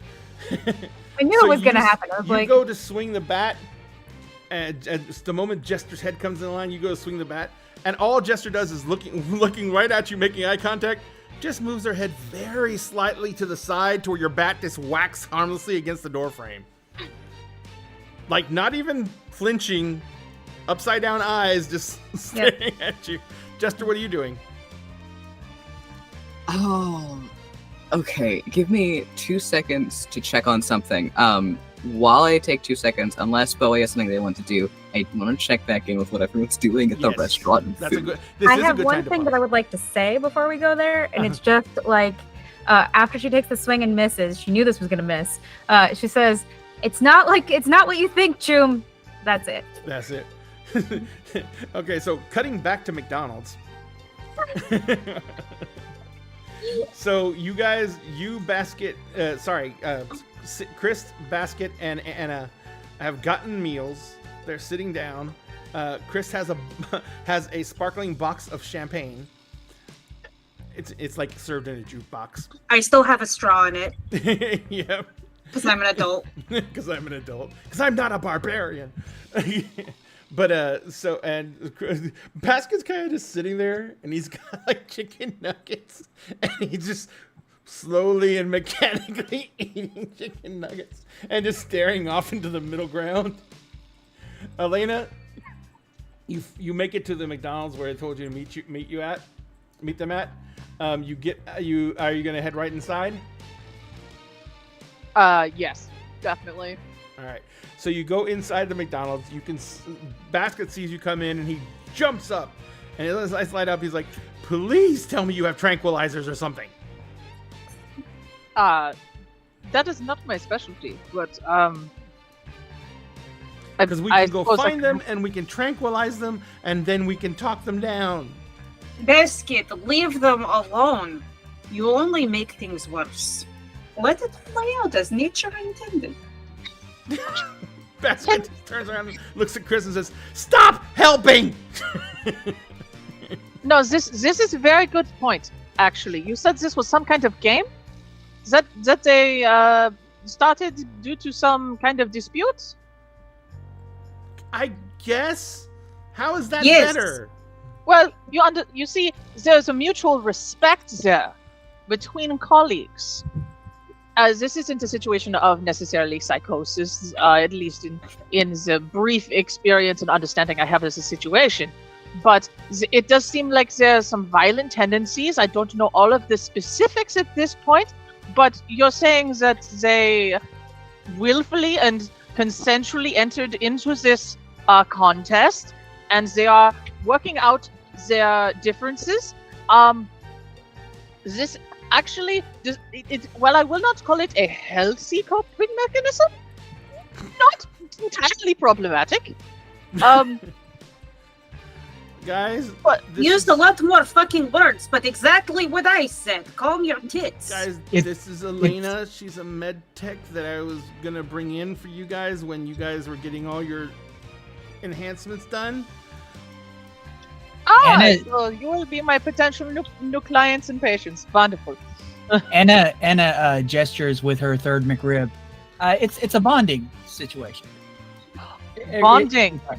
I have heard of various crews running various violent games essentially to bond. We can always patch people up. That is possible. I think it is simply some kind of violent foreplay. There's a You know, thought. to each their own. We do not kink shame in my practice. So whatever you wish. I don't care.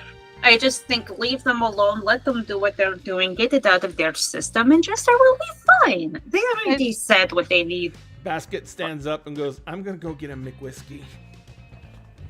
That sounds like a fantastic idea. I'm I guess currently on the clock, as it were. But it is a pleasure to meet all of you. I am Elena. I will be happy to help you with any of your needs as you upgrade your equipment and cyberware. I don't think my guns need therapy. No, but if you would like to talk about anything, my door is always open. It may not be as intensive as some of the necessary discussions that perhaps these others might need, but I looked at Chris. I'm going to need this. I know. I will be there to make sure that you get what you need. I'll stand outside the door. I'll stand outside the door. It's a week-long process. Basket comes back he's got like a paper cup that's like the size of a shot glass. It still has the logo. It has the McDonald's. no, it has the on logo. Everything is branded. And so he just like throws it back because he's walking back to the table and then crumbles it up in his hand. And he's like, comes to sit down. He's like, "It's a great business to be in, I tell you. growth opportunities everywhere. You just have to deal with psychopathic killers all the time. Basket. Basket. That is not the case here. Clearly, They're they gonna are kill doing each other, or I one's haven't gonna kill put it- the other.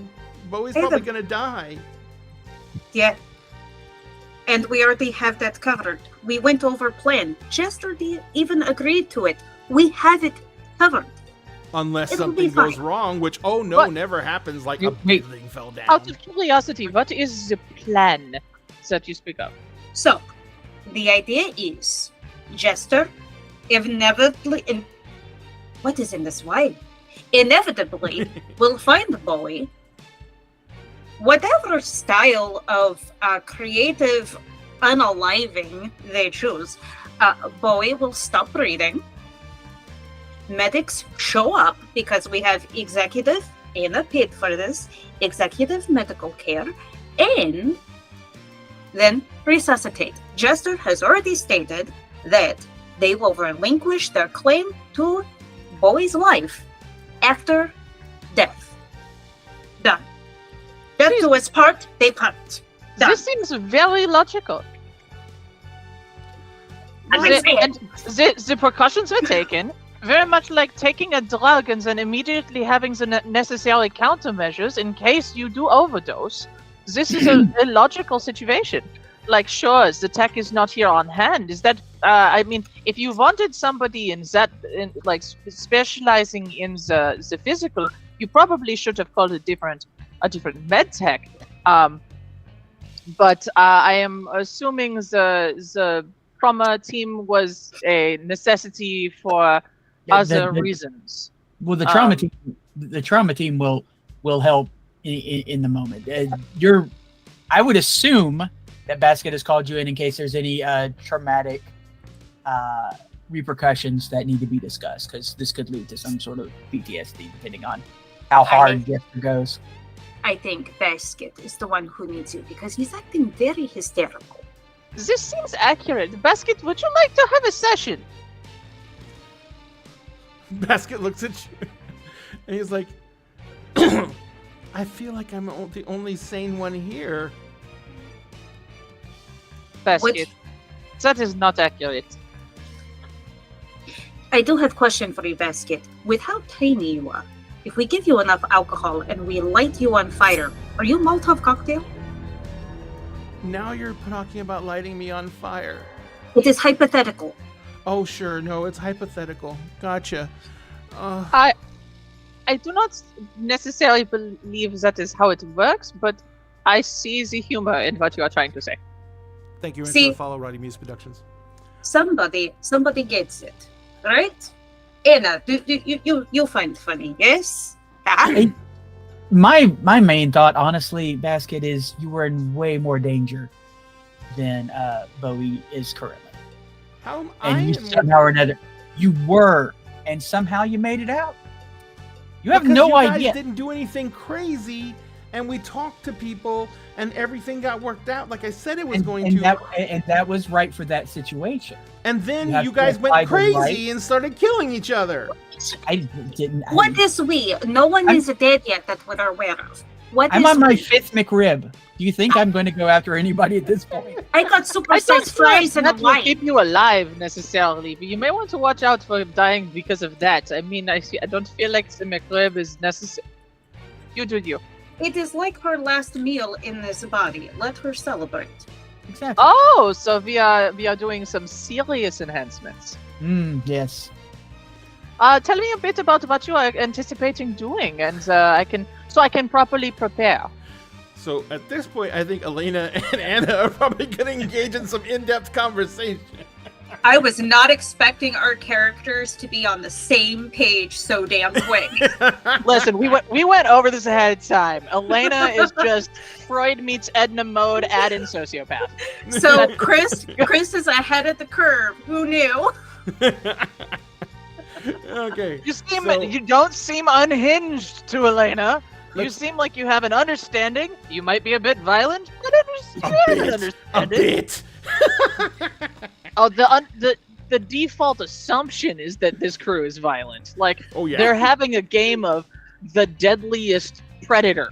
The most dangerous game. Yeah.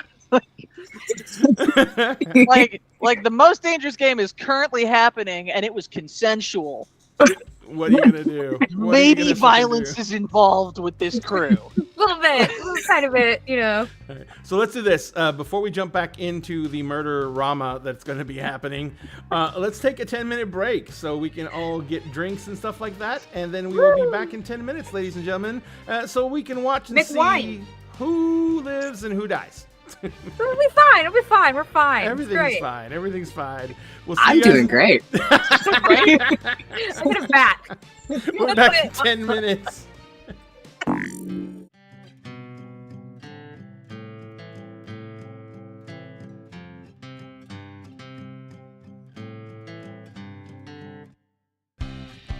I sit across the table from you, once a week, a month, or like every 6 months, depending on people's schedules. So the clickety-clack of dice in our crew keep me warm inside before we smack down an evil cold just to get a level.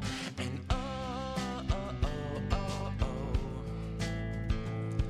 we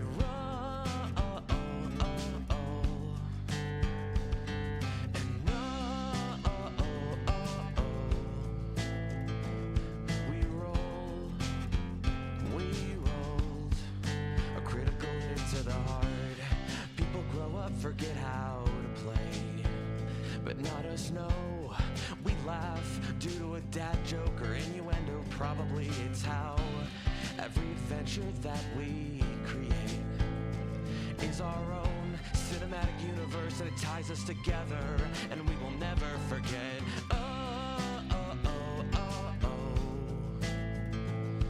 We roll.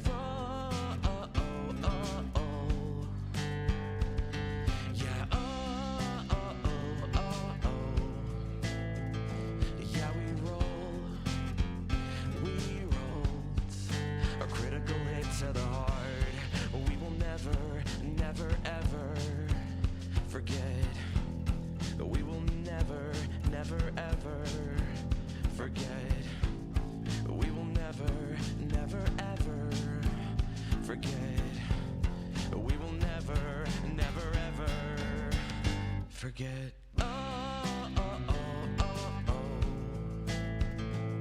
We roll. And yeah, we roll. We roll. Yeah, we rolled. We rolled. Yeah, we rolled. We rolled a critical hit to the heart.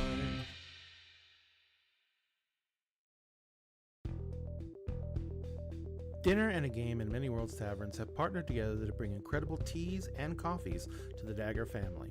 And now you can get 10% off of your orders when you use the promotional code Dinner and a Game, all one word, no spaces, at checkout. And if you use our link, manyworldstaverns.com/dinner and a game, we get a little bit back from Many Worlds Taverns as well. Support excellent products from an incredible small business and help support Dinner and a Game at the same time. And always remember, at Dinner and a Game, we always save you a seat at the table.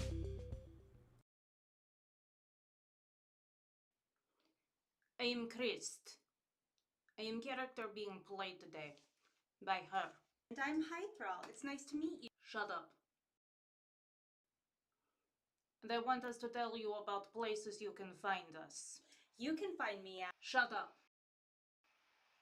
You can find them here. Here. Okay, good enough.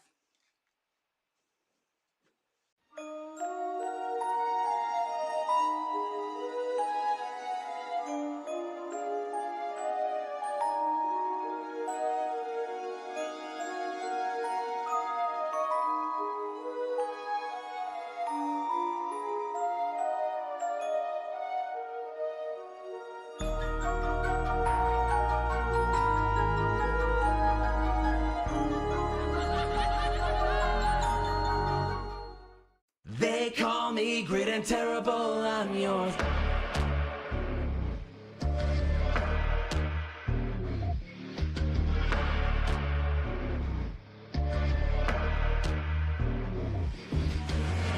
so hard to find an enemy who's worthy? All the same want the fame, still they don't deter me. Mountains of gold, love to watch them as they scurry. Flying above, breathing fire in my fury. You pass through my threshold, who the hell are you? Wings outstretched and you know the legends. True. Teeth like swords and you're cooking in your... You found the nightmare, now it's too late. Monster, you call me a monster, like I'm the big bad monster. I'll show you a monster. Get ready. Hear my shrieks that break apart your capital. You can't tally every soul I send below. On your knees, revere and burn, it's wonderful. They call me great and terrible, I'm your foe.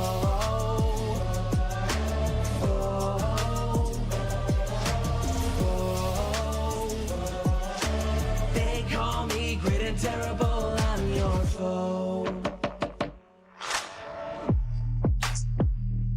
I'm your foe.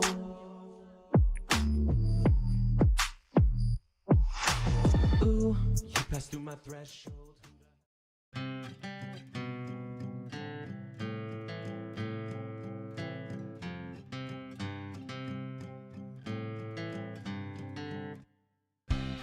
When I sit across the table from you, once a week, a month, or like every 6 months, depending on people's schedules. So the clickety-clack of dice in our crew keep me warm inside before we smack down an evil cold just to get a level. And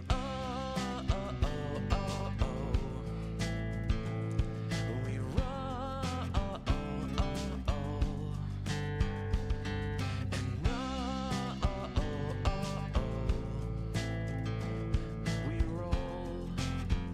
We rolled a critical hit to the heart. People grow up, forget how to play, but not us, no. We laugh due to a dad joke or innuendo. Probably it's how every adventure that we create is our own cinematic universe, and it ties us together, and we will never forget.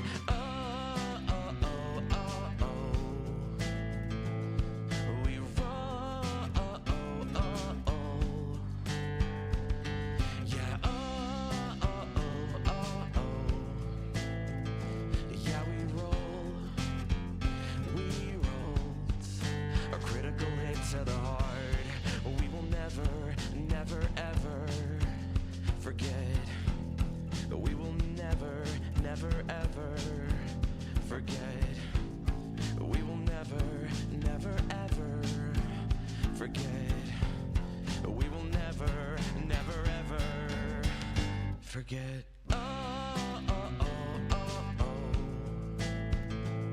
We roll. And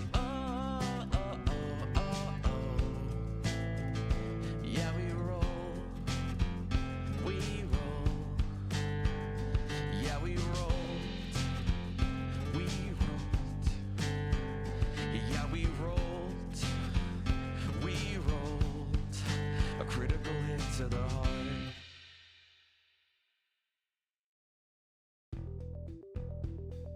Dinner and a Game and Many Worlds Taverns have partnered together to bring incredible teas and coffees to the Dagger family. And now you can get 10% off of your orders when you use the promotional code Dinner and a Game, all one word, no spaces, at checkout. And if you use our link, manyworldstaverns.com/dinner and a game, we get a little bit back from Many Worlds Taverns as well.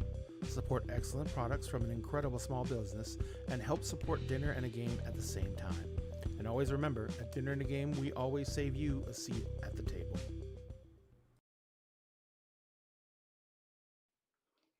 I am Christ. I am character being played today by her. And I'm Hythrall. It's nice to meet you. Shut up. And I want us to tell you about places you can find us. You can find me at... Shut up. You can find them here. Here. Okay, good enough.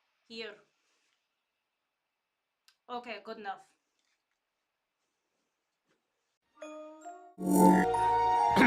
Ladies and gentlemen, welcome back to Dinner in the Game. Thank you so much for letting us take that break. We really apologize for going a little bit long, but I wanted to eat some chicken. So anyway, when we left off, our courageous crew of McDonald's eaters were sitting down for a deep session with Elena, their new psychologist, psychotherapist, and all-around medic. And because they're getting prepared to go under the knife for some serious chopping, as they're going to get majorly enhanced. But at the same time, two of the members of our crew have squared off on the roof of a building to settle a personal dispute by ripping each other to little pieces. We were in initiative, and Bowie had taken a swing at Jester, and Jester had evaded. Bowie had made a statement. It's not what you think, Joom. Yes, it's not what you think. Jester, what is your reaction? Or your action, I should say, because it's your turn now. Well, Jester's reaction and action is going to be the same thing. And that is, they are twisting off from the ceiling to drop down and take a swipe at Bowie. There with the sketchers. Scritchy, scritchy, scritchy. Rolly, rolly, rolly. Which I need to actually add onto here because I've already replaced your thing. But I need those.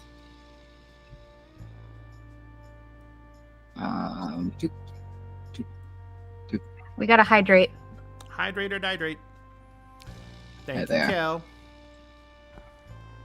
Okay.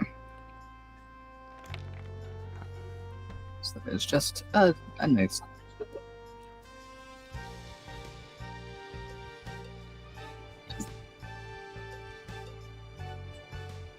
Are you using, All right. You're not using the die roller, right? So it's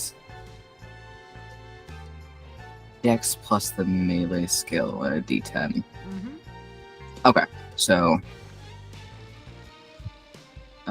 there's that, and then that's not great. It's a 15. 15. Bowie, you're gonna try and dodge out. This is Jester taking a swipe at Bowie, right? Yes. Mhm. I think Bowie has her bat, and she's gonna try to use her bat to like block this blow. If that makes sense.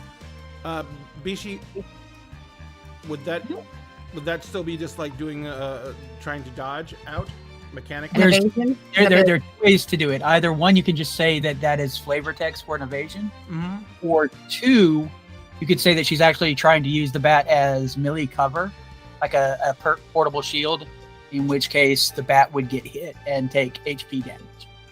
So that's like not like by the rules, but it's like the shenanigans you could totally. Let's do it as an evasion. Yeah, I was gonna say. It sounds like a flavored evasion is what I'm trying to, what I'd like to do. So I just click evasion, right? Yes. Yeah. Let's go. That's a 29. I crit. Nice. Well, that evaded. So, oops, hang on one second. So apologize for that. Jester, you come swinging in with a claw, and Bowie just very deftly and with a skill you didn't think she had, just uses her bat and deflects your claw out away from her. Bowie, it is back around to you. What are you going to do? Just hear me out, Choom. 1 second. I was trying to keep you safe. Are you still swinging, though, or? Oh, she's gonna do something, but that's what she's saying while this is happening. I think she's gonna take another swing with the bat as she says that as Gotcha. well. There's my bat. All right, there's my bat. Let's go, bat. Let's go, Batty. Jeez, it's 29. It's crazy high. Yeah, I was not. That's a 19. I crit again. Okay, I'll take it. Jester, you gonna hit the evade button? I'm already doing the math for it. Listen, 24. I'm happy to crit. 24. Jeez. So. All right. So We're unfortunately the two characters that are built for this speed. so Jester swing.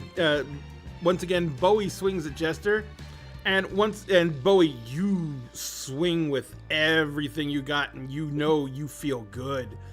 And you basically swing right at Jester's head, and once again, Jester just with insanely weird dexterity, just moves their head out of line, almost like they're cocking their head because they heard a funny sound, and the bat just whooshes by empty space.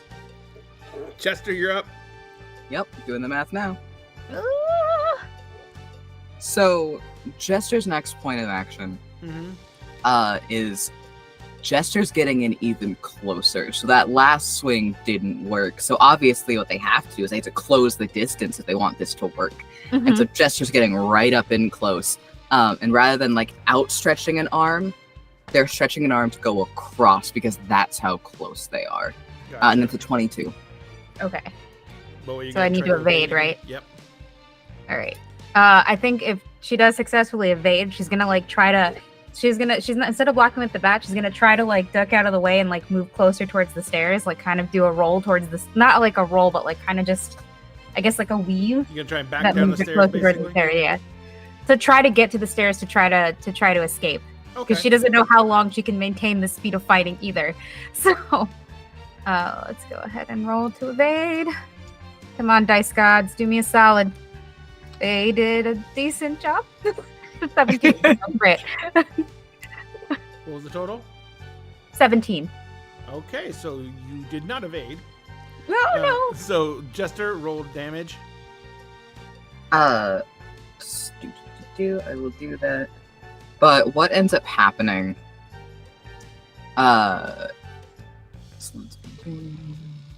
Scooch. I am going to make a player choice to half that damage. I rolled quite so I'm going to make that choice. That wouldn't be bad. 4 points of damage wouldn't be bad. 4 points of damage now. Okay, That cool. wouldn't be too bad for Bowie. So then, cool. I won't do that. But what Jester ends up doing, is Jester does move in closer, kind of pressing Bowie into that stairwell as well, as Bowie is trying to go back, giving no quarter, nothing, and just tears those scratchers across Bowie's chest. And they don't quite get the throat; they get like right under, but it's clear what the target was. Oh yeah. So Bowie, that was very scary, and you're in a lot of fucking pain. Yes. That was very scary, and I am in a lot of fucking pain. What are you gonna do next? Bowie lets out a yelp, and kind of leans back, but like braces herself on the stairs. She's still holding on to the bat. She's got one arm bracing herself on the stairs and the other on the bat. And she's like, "Why won't you listen?" And like takes another wild swing at Jester. So where's my bat? The window keeps covering up the fist, so I have to keep like. Sorry. All right. It's okay. Darn you, video window. This reminds me of arguing with a cat. It has a little button called aim, right? I didn't even know I could do that. I'm going to remember that. Oh, that's a never mind, a crit. Okay, I'll take it. All right. 18 for 18. Bowie. Jester, you roll your evasion. I already did. What is it? 17. Oh, Bowie, roll damage. Yay! Or yeah, you hit. It's not Jester. going to be. What happened? Okay, I'm sorry. Hitting Jester is an extremely hard thing to do, which is why I said yay. It's not because I actually enjoyed that. It's just like, holy shit, I actually hit the person. Rolled really slow. Okay, damage. How do I roll damage for this bat? It's damage wait. 2d6. Gotcha. Yes, Okay. 2d6. Oh, there it is. It's the blood roll. Okay. Blood for the blood god. Blood for the blood Yes. god. I would like to flavor this a specific way, if that's okay. Go right ahead. So Bowie's gonna do 6 damage, and I think because Bowie is swinging wildly and not aiming, I think Bowie is gonna actually clip the mask, like Jester's mask, and hit it hard enough to kind of to get it like loose. I'll stop it like whether or not it falls off. I'll leave that to the player. So to decide whether or not it falls off. But I think I also will say this, that I think the moment that Bowie realizes, like it dawns on her what just happened, she closes her eyes and like just holds onto the bench. Or the bench, the bar, railing. the railing thing. Bench. So All right, back over to Jester. Jester, once again, Bowie shows much more aptitude than you thought they had. This swing comes almost like a wild haymaker out of nowhere, and it literally does clip your mask, and you feel some of the straps pop. Oh, damage. I am going to roll something on my end. Roll. By the way, we did do one thing wrong. You're supposed to be swinging twice every turn. Oh, I didn't know that the light weapons, like baseball bats and claws, they have a rate of fire of 2. Oh, right. You sweet memory. Yep. I knew that, but I kind of figured you were going for a more cinematic fight, so I didn't want to step you know in. what? This is better. It's fine. is better. Now we know for next time. The wolvers and my feet also count. Okay, anyway. You open up a door for my brain. I'm so happy about it. So I rolled, and Jester's mind is in a lot of places right now, because Jester is thinking about what information that I'm going to call him an informant, but he's not really an informant. He's Jester's informant. What the informant has on him. He is thinking about the initial hunt, the initial chase, and why it came about. He's thinking about the game that Bowie has started that he's having a lot of fun with. That's the difference between them in this fight as well, that Bowie can definitely tell, is Bowie is fighting for her life. Jester's having fun. Just a couple of nut jobs, having a good time. It's great. But then the popping of the mask like enters that as well. And he ends up. I rolled a nat 1 on this, which is why this is so bad. In his effort to reach up and hold the mask in place, he has scratchers for fingers. He ends up making it worse. Because if you're not paying attention to the knives on your fingers... Knife hands. Knife hands. That's gonna change things. And so, rather than helping himself keep the mask up, he actually severs where the mask is on his face. I'm gonna roll one more time to see how badly he fumbles this thing. And he drops it! He fucking drops it! Oh my god! I rolled a 2! Wow! The dice are really like, okay, here we go. Bowie did like a little nick, and then my dice were like, oh, we're going the rest of the way for you. Your dice Bowie are committing started to this, the you're bit. fucking it. Your manicure was a little too intense. I'm just saying. Too much. You know, we got a little too into it. And it's Bowie can hear kind of the scrambling, the scraping and scratching, and then the clank of the mask on the ground. And I'm going to ask one question. I think while this is happening, Boy keeps her eyes squeezed shut. She holds onto the bar. She's hearing this happen, but does not open her eyes, and says, "I'm not looking. I'm not looking. I'm not looking." So much. He's great at shaping bushes if he just puts his mind to it. Just becomes a human hedge clipper. It's fine. Chester Scissorhands. The memes that come out of this game. Oh god.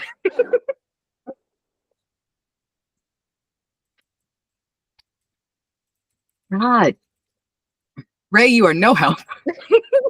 Fine, I'll do it my damn self.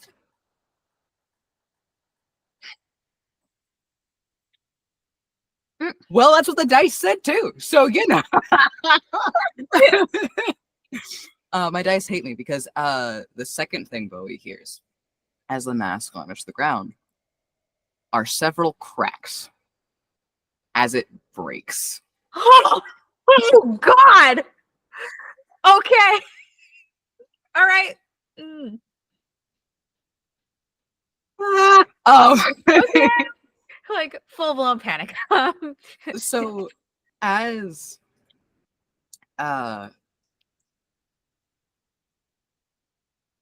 this is happening and as Bowie has closed their eyes, Jester, there's been a very palpable shift. Jester's not going after Bowie anymore. Bowie doesn't fully seem to register to Jester anymore. Bowie's very clearly not in danger. And Jester drops down to start fumbling with the pieces to see if he can piece them back together. And he gods.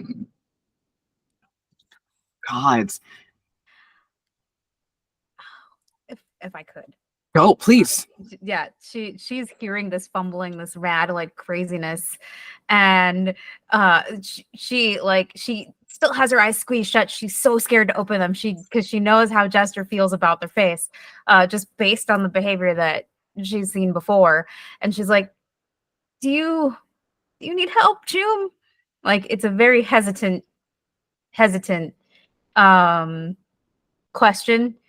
Because it sounds like they might need help, but she's terrified to open her eyes and see Jester without their mask. For a little while, Jester doesn't actually answer. It's still just this rapid fumbling.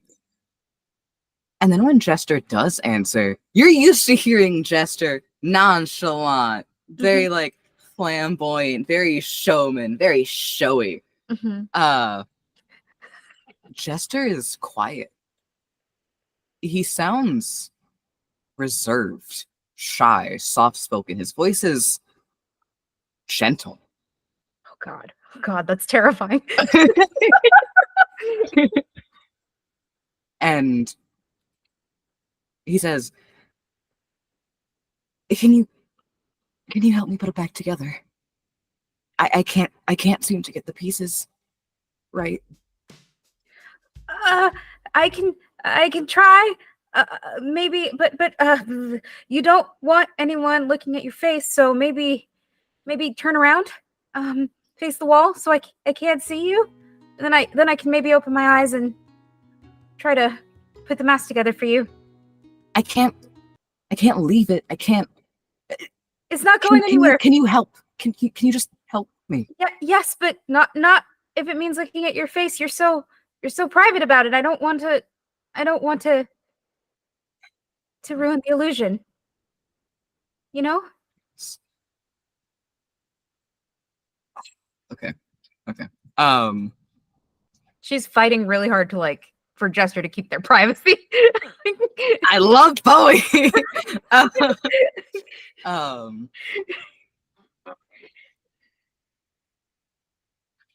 That music drop was terrible, by the way. Jester will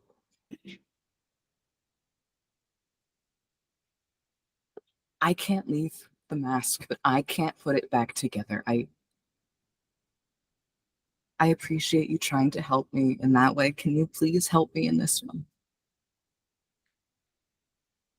Okay. Sure. And she looks down and opens her eyes so she can see what's in front of her, but her feet, but and scans at the floor looking for the mask, but does not deliberately keeps eyes off of Jester. Says I'm gonna try not to look at you. Okay. And she like very cautiously like makes her way towards the mask, not once like looking up, not once trying to like look at Jester's actual face. Just like if anything, she might see Jester's feet, she might see Jester's knees, but does not look at might see the scissor hands, and goes down to look at the mask because I don't know if she has anything. Let me see what she's got. Oh, you know what she has? Oh, this is gonna be so silly, but it's what she's got. She let me see some. Yes, she does. She pulls out from like a back. So she has like a, her shorts have like one of those back pockets, and she pulls out a small piece of fabric, and it's actually a hat. And she holds it out. It's like one of those berets, like the soft fabric berets that you. Oh yeah. This because she has a bag lady hat. She's bag lady chic, and she holds it out to Jester, and she says, "If you poke a couple holes in these, it'll be like eye sockets, but at least you'll have something to cover your face while I try to fix this." Does not look up. Like she's doing one of these. Like, here you go. Oh, he's so. Oh gosh! If only this was being broadcast live to the others, like the Hunger Games. Then we'd be getting like stuff going in the spine shit. Hot glue. Does anyone have a hot glue gun or some tape or just magically see? Bowie's not a theater tech because I would be like, oh, I've done tape, it's fine. But yeah. So after giving Jester that, she sits down to look at this damage on the mask, and I have to see if she has anything that could even be able to help. I think she doesn't have armor, ammo, weapons. I don't think she has anything. No, because most of her stuff is net-based. As far as gear goes, she doesn't exactly have like a welding gun or anything. I do think that she tries to put the pieces together. I don't think she even has adhesive of any kind. And she cautiously asks Jester, "Do you have like any kind of glue or something?" You might have a repair kit for things like that. Mm-hmm. What's in the building? In the room you're in? Maybe that requires me to look up. Let's see. So Jester will go, I have one I have things at home. I didn't think I'd need them here. It's so different from the Jester he typically knows. Okay, hold on. I got this. Do you have the new face on, at least for now, so no one can see your face? This face is a very appreciated but unacceptable face. That's my face. My face is broken. Okay, but when your face is broken, we got to do something. Otherwise, people are going to see your real face. And the only person I could think of that could maybe do something about this is Chris, because she's the camp mom, right? So I need to talk to her, and that means they're going to come here, and I don't want them to see your face because that's not a thing that's supposed to happen, okay? You got it, June? You just panic about a face in a stairwell. Yes, exactly. That's 15 seconds ago, you were trying to kill each other. and then we broke somebody's face, and it was all done. See, breaking faces solves conflict. Good God. That is the life lesson to take away. Dinner Game does not endorse this life lesson in any way, shape, or form. I do. Oh my God. Oh, God. Do you want to call Chris or what? We don't have anything to stick this together. Just panicking back and forth for a bit. You got really quiet. You got really There quiet. you Your go. sound. You're back. There we go. No, you're back. That's Okay. Maybe it's a glitch.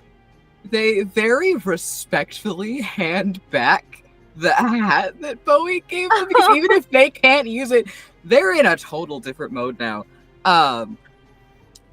They actually end up taking off the jester's hat that they're wearing.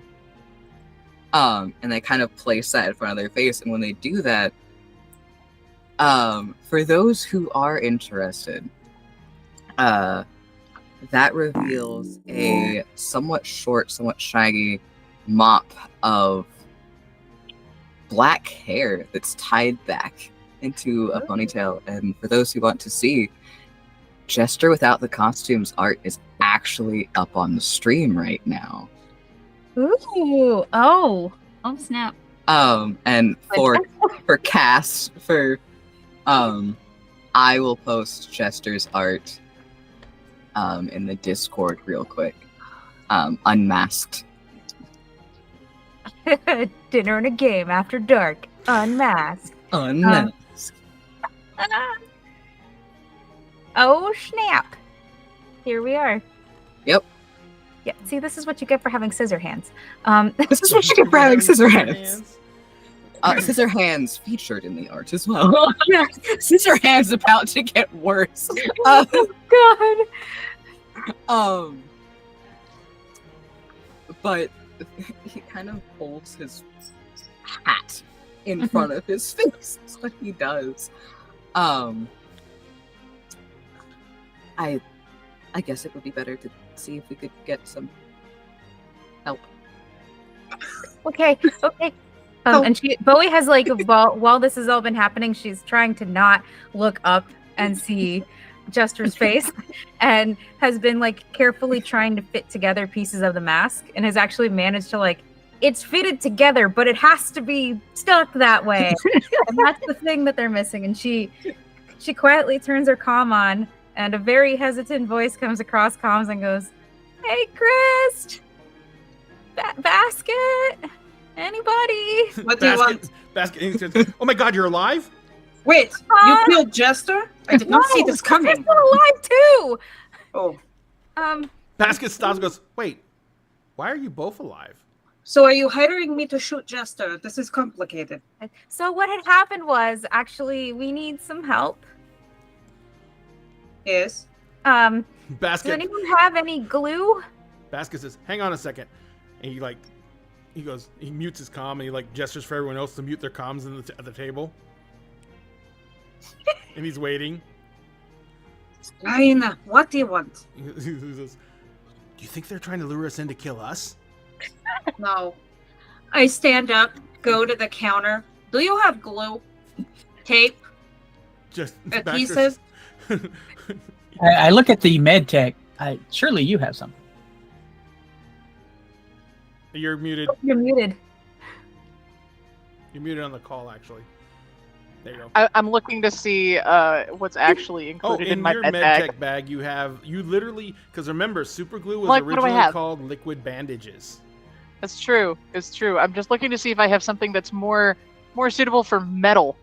Well, we don't know what they need glued. Yeah. It's That's also true. not metal. You Oh. have medical tape, you have super glue, everything like that. You could definitely knit something together. Yeah, and you have to deal with like people with cybernetics too, so you probably have stuff for that. Right. I was like, I want to know, but I wanted to know exactly what I had so I could like produce that. Do I know mean, what it is? Can what- I suss it out? Can we please? What do we need? Glue? Some kind of glue? An adhesive? I'm sure I have something in my bag. It's a crafts project. We've gone from the murder to the crafts section.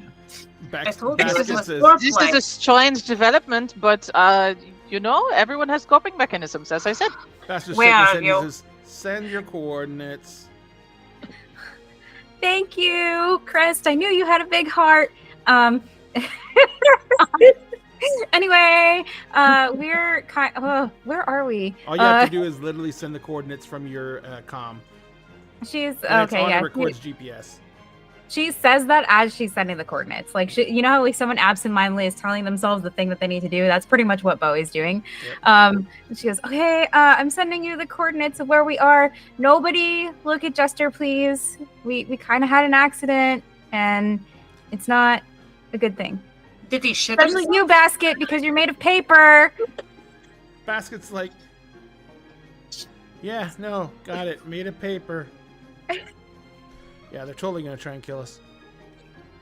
They're not going Made to of try to paper, kill so you us. need tape instead of No, glue. Like, I'm what's- not actually made of paper. Everyone just thinks I'm I'm gonna not die talking all the about time. oh, so it's not. So you are made of paper. This is interesting. I have. I am not actually made of paper. Understood. I I'm gonna love go to the these. gym, man. I'm going to go to location. How far away is it from where we are? You ran for 30 minutes, so it's like a good 3 miles. I mean, that sounds like a good run. It's a good run. So, I ran for half an hour. would a taxi be faster? Yes. Okay, so yeah, immediately just get a taxi. Whoever's coming, get in car now. I'm not waiting. Oh wait, you! I point at Elena. Come with me. You have Of tape. course. You have tape. You're the person with the glue. Everyone. I'll Anna, you I'll going? stay here with the paper boy. I was assuming Good I was idea. going, but yes, I will come. Basket's like, and now I'm grounded. Good God. Apparently, you are made of paper. You should stay. Basket's just How gonna much are all Basket's those gonna go get a bunch of augmentations cybernetic again? enhancements. Just be like a Borg by the time I we see him. know. Is it handsome? He's actually our big bad guy because we bullied him into becoming like this huge cybernetic monstrosity. out. You Call made an him, ambulance. you but made him not so me. insecure that he goes full Borg. He's gonna be basket smasher. He just does not like baskets, apparently, so he smashes them. And I think that like while we're waiting for it to be saved, if you will, from this situation, I think Bowie's gonna be like touching the mask, like making sure the pieces like none of the pieces are really like so broken. Like, you know, sometimes like little pieces can be lost when something breaks. Mhm. She says, "I'm sorry, I didn't mean to like for things to get this bad. I was just trying to stay alive." You know. There actually comes a little bit of a laugh from Jester, but it's this like muffled laugh behind a hat. It's just like, I was trying to kill you. I mean, yeah, it's a natural response to being almost killed, right? Not like a little bit, yeah. 2 + 2 is 4. 2 + 2 is 4. Okay. This is It's a fun game, though, right? maybe. Except for this. This is not the fun part. I think I was having fun. They're gonna bring some glue, you know, soon. That'll be good. Jester's actively gonna like peek a little over the hat to actually see his surroundings, and then put the hat back. Bowie still like is looking down at the mask, like she's absolutely. You can tell she's just doing her best. He actually ends up with the hat in front of his face, just sitting down cross-legged and just kind of going quiet, just rocking around. He's just much more subdued. Bowie, how are you doing with the sudden change in Jester's personality? I think Bowie actually feels really bad. Like the way that I'm approaching this is 2 kids were playing a game and they broke a fucking window, and now they're like waiting for their parents to get here so they can deal with the aftermath of the broken window. That's what's going through Bowie's head. I didn't say they were sane. I was gonna say, Bowie really is fucked up. Yeah, Bowie's a mess too. What? They She's said the it one was who's a like, game "Let's from play the a game, get-go. Carl. Let's go." They meant it. Yeah. Wow. Okay. So you guys take the cat. Number one, Bowie and Jester spend some long, uncomfortable minutes sitting in silence at the top of the stairs. I'm assuming Bowie just to keep their eyes down is continuing to constantly fiddle with the mask. Yeah.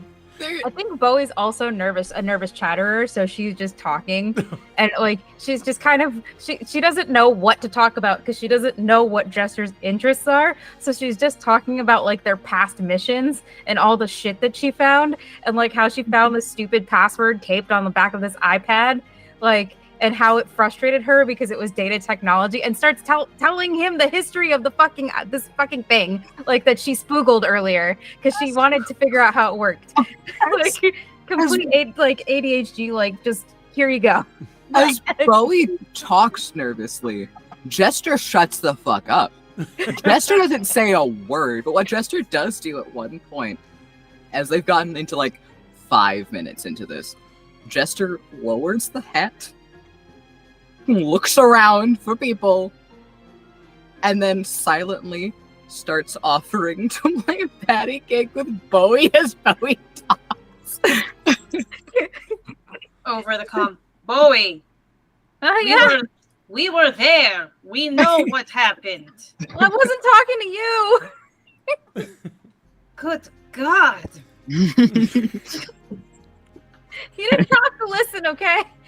Besides, nobody knew the history of an iPad. Did y'all know how old that was? It's so dated. Oh my God. And then, you know, that Apple company making everything proprietary. You know how hard it is to find parts these days? They don't even make them anymore because that company went out of business. Wasn't the same since that one guy died. So you guys you get to the patty building. cake, talking while playing patty cake. Just absent-mindedly, just because you have no idea what to do. Yeah, we're so at a loss. She still cannot look at Jester. Like she'll look this way, she'll look down, she'll look the other way. But like unless Jester gives her explicit permission, she is not looking at Jester. Like So you guys get to the building. You and Elena pour out of the cab. I step out of the car and immediately walk over. Oh, they're upstairs. Oh, walk up the stairs and do that. Yep. So you hear Chris coming up the stairs. You hear 2 sets of steps, but you see Chris come up the steps, and then someone you don't know. Before this even happens, she stops playing patty cake and goes, Jester, your face. So Bowie's saying that happens as Jester is pulling up that hat and just turns. And so that's going to help them do something to face where everyone's coming from. Hat in front of face. I think Bowie then also like physically blocks Jester on top of that so that she'll be the first thing Chris sees and not Jester. Like, so Chris comes up the stairs and puts their hand out. Bowie has her hands behind her back. It's on the floor. And she like motions to the floor with like this mass that has been put back together. Like pieced back together but not stuck together. It's like you broke Mother's vase. Jesus. Get on the ground and start putting it back together. So Bowie, we never actually did this. Take a moment, all 3 of you, and Chris, describe your character to Elena. This just more muscular and more of a shave. Okay. It worked out really well. Bowie? Bowie is dressed in she kind of has a giant claw mark across her chest, so that's fine. She has like a sports bra on, like a black sports bra, and a black spandex shorts, the kind that runners wear. Like it's basically like a running outfit. Normally she wears a yellow coat, but that was released as part of the game. She has a giant cut across her front, and so one of the straps of her sports bra is like near severed, did not fall off, just near severed. And then her hair is a bright mass of cyan and blue, and it's spiked up and half shaved. And of course she has her heart-shaped glasses, can't miss those. And we already got Elena already described herself, so you guys see what Dice described earlier. Edna Mode with longer hair. And probably taller. I'm assuming taller. I did also I do have her at 5'2", so it's still technically taller. but I did post her miniature in Discord, Yay. including Rolf. Including Um, Rolf. I love Rolf.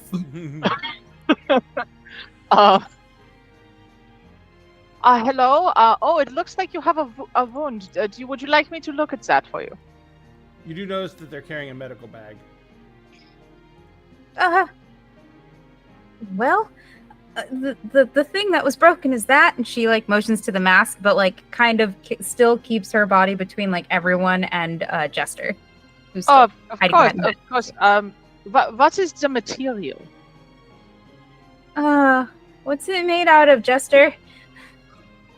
Do you Uh, mind sharing? Jester's holding this hat. I say peeks out, but it just moves body out, hat still in front of face. And muffled from behind the mask goes, it's of a very sturdy porcelain that's been reinforced. Okay, Okay. porcelain. You hand me glue, you fix wound. Of course. Oh, that's right. I gotta. She like touches her chest. Chris Pulls out has- super glue, which I assume we've established is in the bag. Chris has no reaction to Jester without the mask. Just a look over, registering that that is the reality of the situation and task at hand. Elena doesn't know, Jester is actually go. so there's no reaction. No. I think Jester ends up moving back and like allowing Bowie to be in front of him for the new person for Elena. But as Chris is now in front of him and is working on the mask, Jester does take the hat and just pulls it down and just starts watching without the hat. Just to watch Chris work. All right, let us see this this wound on your chest. It is. I assume that you with the claws gave this to them. Let's see. Doesn't look too bad. Yeah, we can patch this up. Should not be a problem. There's Okay. a comment of I'm pretty sure I intended to kill with that one. As Jester's. You failed. Yeah. They were trying to kill know. me, but I kind of got out of the. It was. I was given the down low, I believe is how you say it. In That's English. so dated. Oh my god. Are you from the 90s or something? I'm so No, but perhaps the manual I was learning English from, perhaps. Was. It's like older than the iPad I love found. that explanation. So I am still trying to get more up on the lingo in this country, but yes. So I was given the information that you were trying to solve some disputes between the two of you. I am happy to see there is no resuscitation necessary in this moment. So let's get your wound taken care of. Right, I could have died. There's that too. I heard that. You are very lucky. They seem very powerful. They seem very That was a bad. good time. That's why my uncle gave me a bat. That's why my uncle gave me a bat. A bat is a sound weapon. Is a good choice. Is very quick. So and could be used both in defense and offense the whole time, just working. It just I don't look up at Jester, but it's a moment of, so why did you stop? My face broke. Sounds like excuse. Oh God. And there's my face. Yes. There's my face. I see. So this mask is kind of is much more a part of your identities than a mere costume. I understand. It's very good. Metaphorical and reality, yes, but you still failed to actually kill her. Oh my God. I'm curious as to why. Face. Ground. I see that you give some insight into this. You see, when someone's a part of someone's identity is disturbed in such a way, it's very difficult to maintain one's sense of direction and intention in the moment. So this was a mildly traumatic situation. It is being remedied. Don't worry, we will get your face back together. It will be maybe not better than new, but I'm sure that you have the Eurobox to handle this. Yes. Well, it's really not that hard of a reason. I invaded Jester's privacy, Chum. It's not hard. Jester was a little upset. That's why they tried to kill me. I hold up one of the pieces of the mask. As brutal as people think I am. Because if somebody were to destroy what represents my identity in front of me, I'd kill them. Are you trying to help me or kill me? What I am saying is this says everything about you, Jester. In this moment, with you being as exposed as you are, you didn't lash out at those trying to help or the cause. Remember that. And finish repairing it. To be fair, we are not aware of what actually happens. It's just that it's face ground. That is essentially what we have established. That is all we have established. I'm still breathing. That says everything I need to know. But it doesn't explain how this happened. For instance, you might ask, Jester, how did the mask come to break?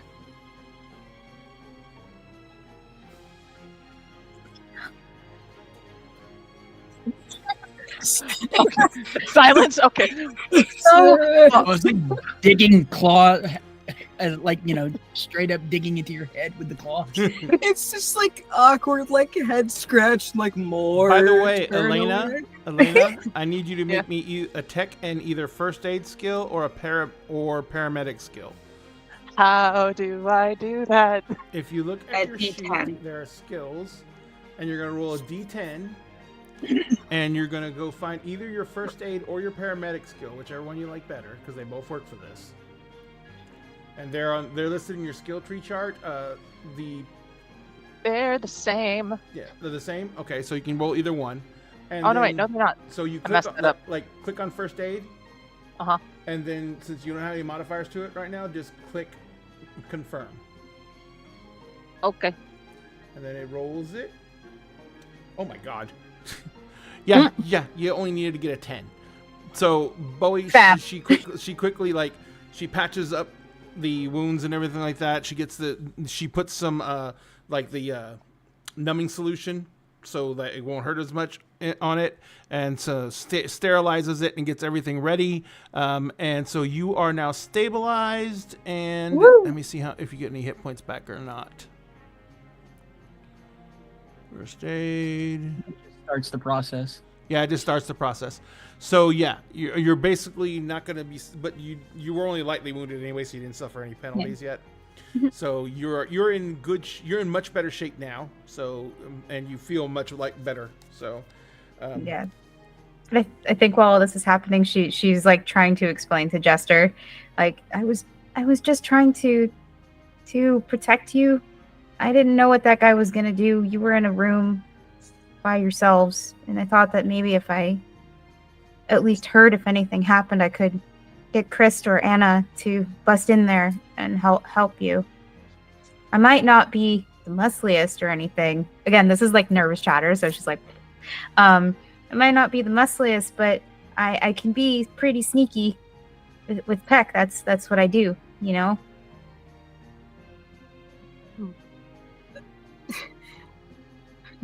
I wasn't trying to be nosy.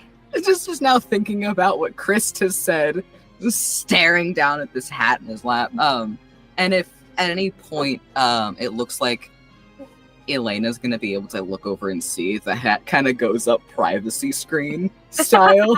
But it was a bit suffocating, so Jester's like, okay, here we go. Chris also has remained looking down, not looking at your face either.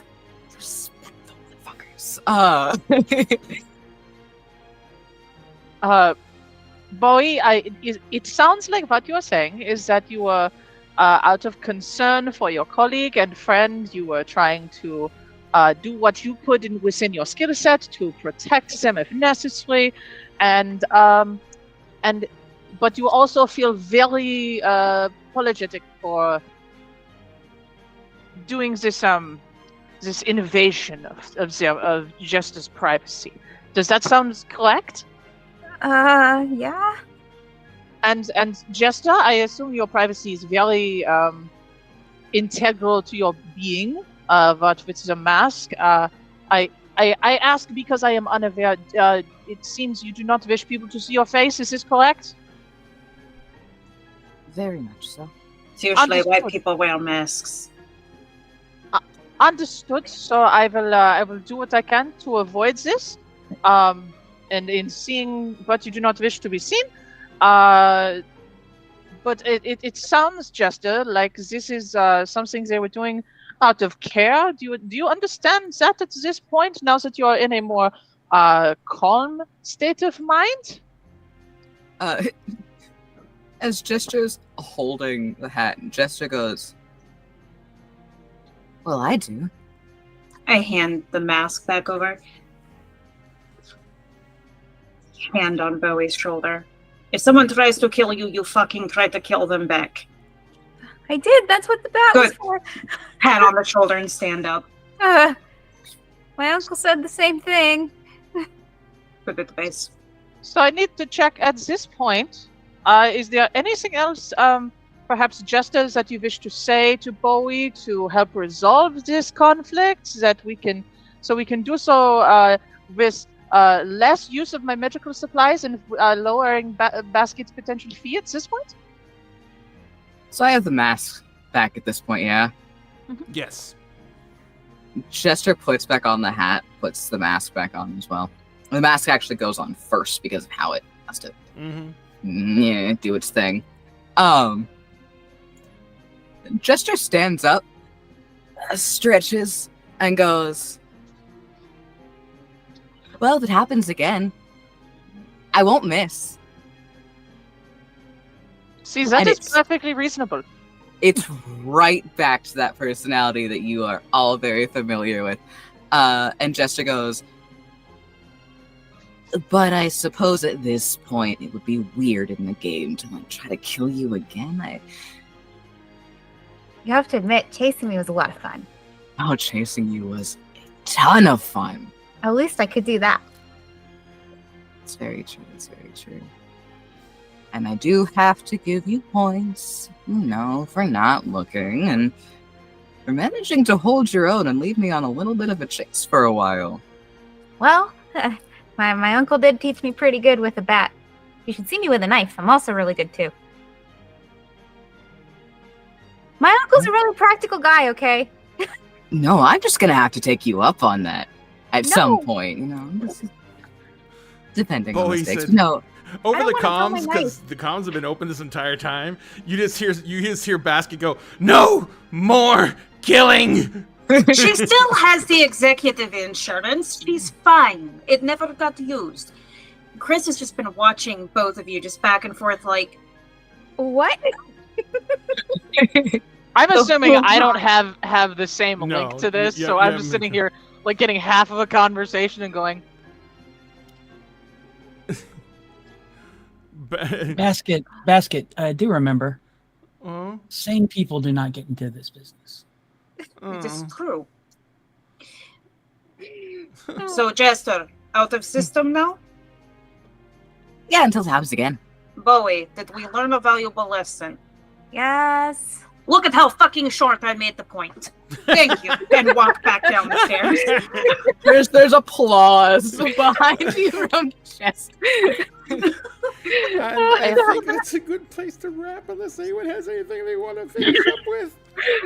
I really must say I do like this one. This Chris. She seems to have a clear understanding of who she is and where she fits in this group. It's very good. He's also I like- got a big heart. And, Sorry. Go ahead. I was going to Okay. ask, how many McRibs have you slammed back at this point? At this point, she's on a baker's dozen, which I believe is 16. 13, actually. No. But she's gonna call it 16. Is the thing. Okay. I think that the best end of this scene actually is to sort of pull the camera back, and there's our table just covered in wrappers of McRibs and boxed wine and everything, and like full on like $2,000 of a tip just left there. With a That's a frazzled mess. basket. Yeah, just like... And no baskets like draped across the table, and there's like 7 or 8 of those little McWhiskey shots things crushed up around him. I feel like if we got back there, it would be very much within Elena's mindset to like give him something, and it's like it seems like you need a Xanax, Mike, dude. Like, but Poor basket. I don't know why you're so stressed all the time. I don't get it. yeah, hits this This is a vape good head, thing. you'll feel much better. Okay. All right. Well, thank you guys so much for the running murder scene and the chaos. And welcome to the table, Goblin.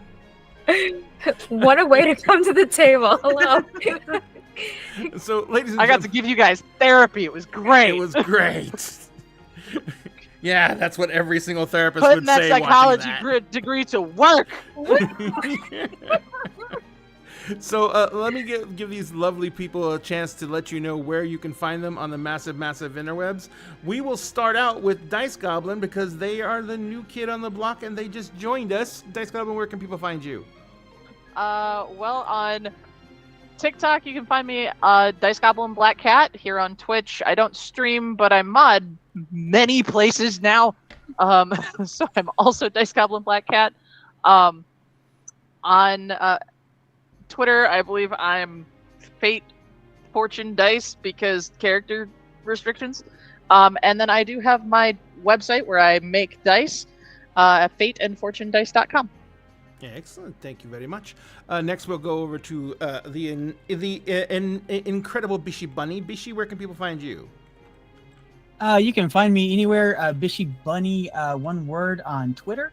You can find me streaming on Twitch. I actually run my own Cyberpunk Red campaign on alternating Mondays and Thursdays. That's a pound of flesh and steel with both the Geek Squad and the Monster Squad. Somehow or another, I ended up with 12 players. I don't know how that happened, but it happened. And every Sunday, you can find me with the Breakfast Crew. That is me, Bon Bon Cinnabon, Dr. Sausage McHam Slam, Big Daddy Biscuit, and Big Mama Schwartzstack. And we currently still playing Stardew Valley and having a whole lot of fun with that. Excellent. Thank you very much. Next, we'll go over to High Thrall. High Thrall, where can people find you on the mighty interwebs? You will finally that McWine caught up with me in real life. You can find me mostly on TikTok and Instagram. If you feel like checking out my Patreon, I don't post there as much as I'd like to, but I'm trying to get better about it. You can also find me sometimes Facebook, but mostly TikTok and Instagram. TikTok and Instagram it is. Vixie Bell, where can people find you on the massive interwebs? Hello, my name is Vixie Bell, and I'm a friendly neighborhood player at this table. And you can find me anywhere you find the Pocket Dragon Pub, the Twitch channel on which I also play in GM. I'm also on the Happy Jacks RPG Network, playing in the short campaign Aldgate Adventures. You can find me personally anywhere you find at Vixie Bell. Specifically, I'm most active on Instagram, but I'm other places too. So yeah, that's where you can find me. And finally, Cove, where can people find you on the massive interwebs? Hello. You can find me pretty much everywhere at Selkie Cove or Selkie's Cove, just depending. You can find me here on Internet Game on Tuesdays playing in Emerald Sanctums, where I get to play a pirate captain who's actually a little less murderous. And then once in a blue moon, you can also find me here on Internet Game on Wednesdays, playing in Miss Liss's game. Then you can find me every Thursday over on World Tree Quests on Thursdays, playing in Fathoms Below, where I get to play my little abomination of a creature, Echo. And then, obviously, every other Friday, you can find me here. And then you can find me every Saturday on my Twitch channel, Selkie Cove, playing in Vampire the Masquerade Endless Night, where I get to play Amaret Fane, who is a gender-fluid Toreador whose art is dance. And a lot has happened. We're going to have a training session next session. So yeah, that'll be nice. And then the other place you might find me here soon is you might start seeing me pop up in some magazines here and there. Oh, hell yes.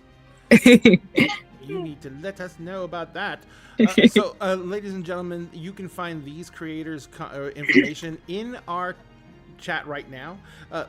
Everyone here is a content creator in some way, shape, or form, and so one of the things that you can do to help out a content creator is just take that time to give them a like or a follow. We would do this no matter what. It's our hobbies, it's our passions, it's things we like to do, so we do it just because we enjoy it. But seeing someone else take time out of their day to hit that like or follow button, even though it seems like a small thing to most people, it's a huge thing to us. It's a massive serotonin boost we can't even begin to describe, and we really appreciate it when you do it. And I know I would personally appreciate it if you did it for these lovely people. Also, if you want to help out Dinner in a Game, you can like and follow us as well on our social medias, or you can also do things like subscribe on Twitch, YouTube, Facebook. We can donate stars during a game to get to help us out. You can basically, you can also join our Patreon if you want access to the live call. Right now we have all levels of Patreon are getting access to the call. So even if you contribute just $1 to our Patreon, you'll be able to access the live call and see what happens in there. Like when we took the break, a lot of discussions were had, and you would have been able to get insight into that.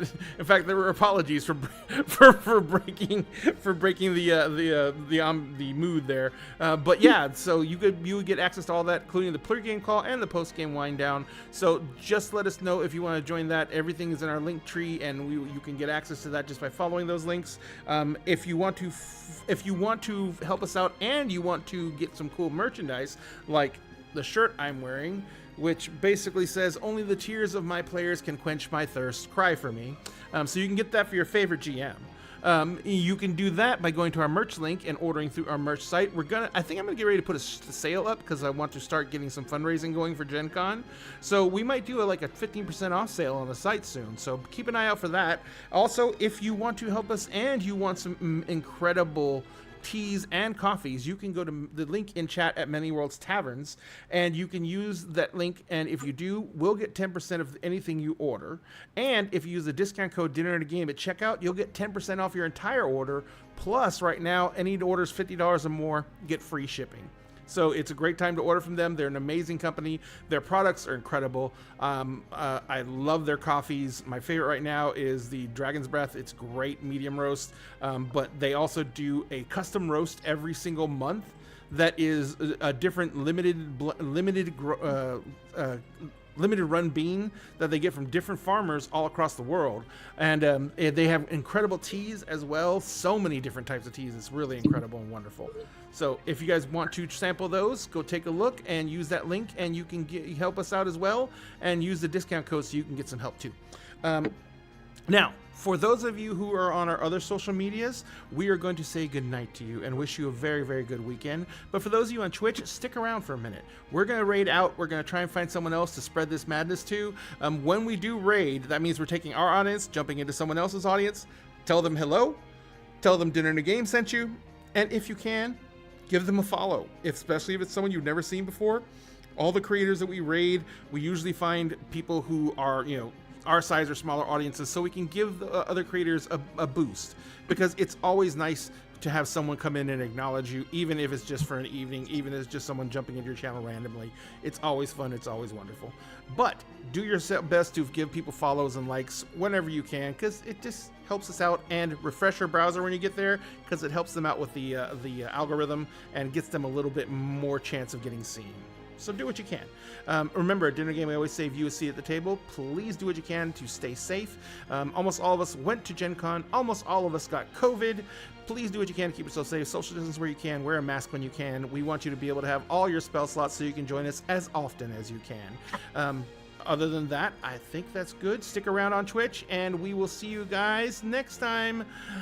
Have a wonderful, wonderful night. Goodbye.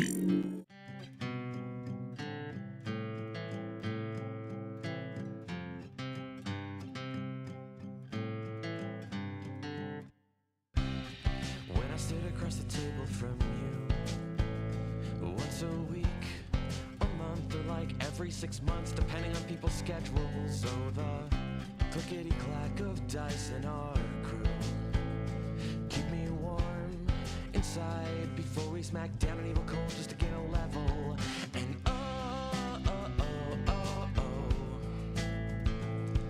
we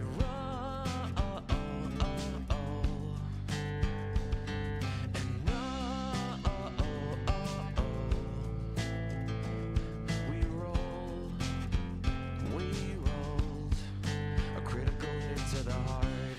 People grow up, forget how to play, but not us, no. We laugh due to a dad joke or innuendo. Probably it's how every adventure that we create is our own cinematic universe, and it ties us together, and we will never forget.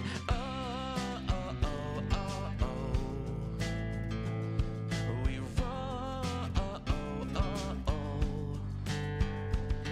Yeah.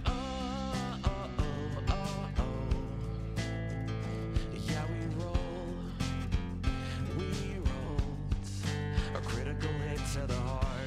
We will never, never, ever forget. We will never, never, ever forget. We will never, never, ever forget. We will never, never, ever forget.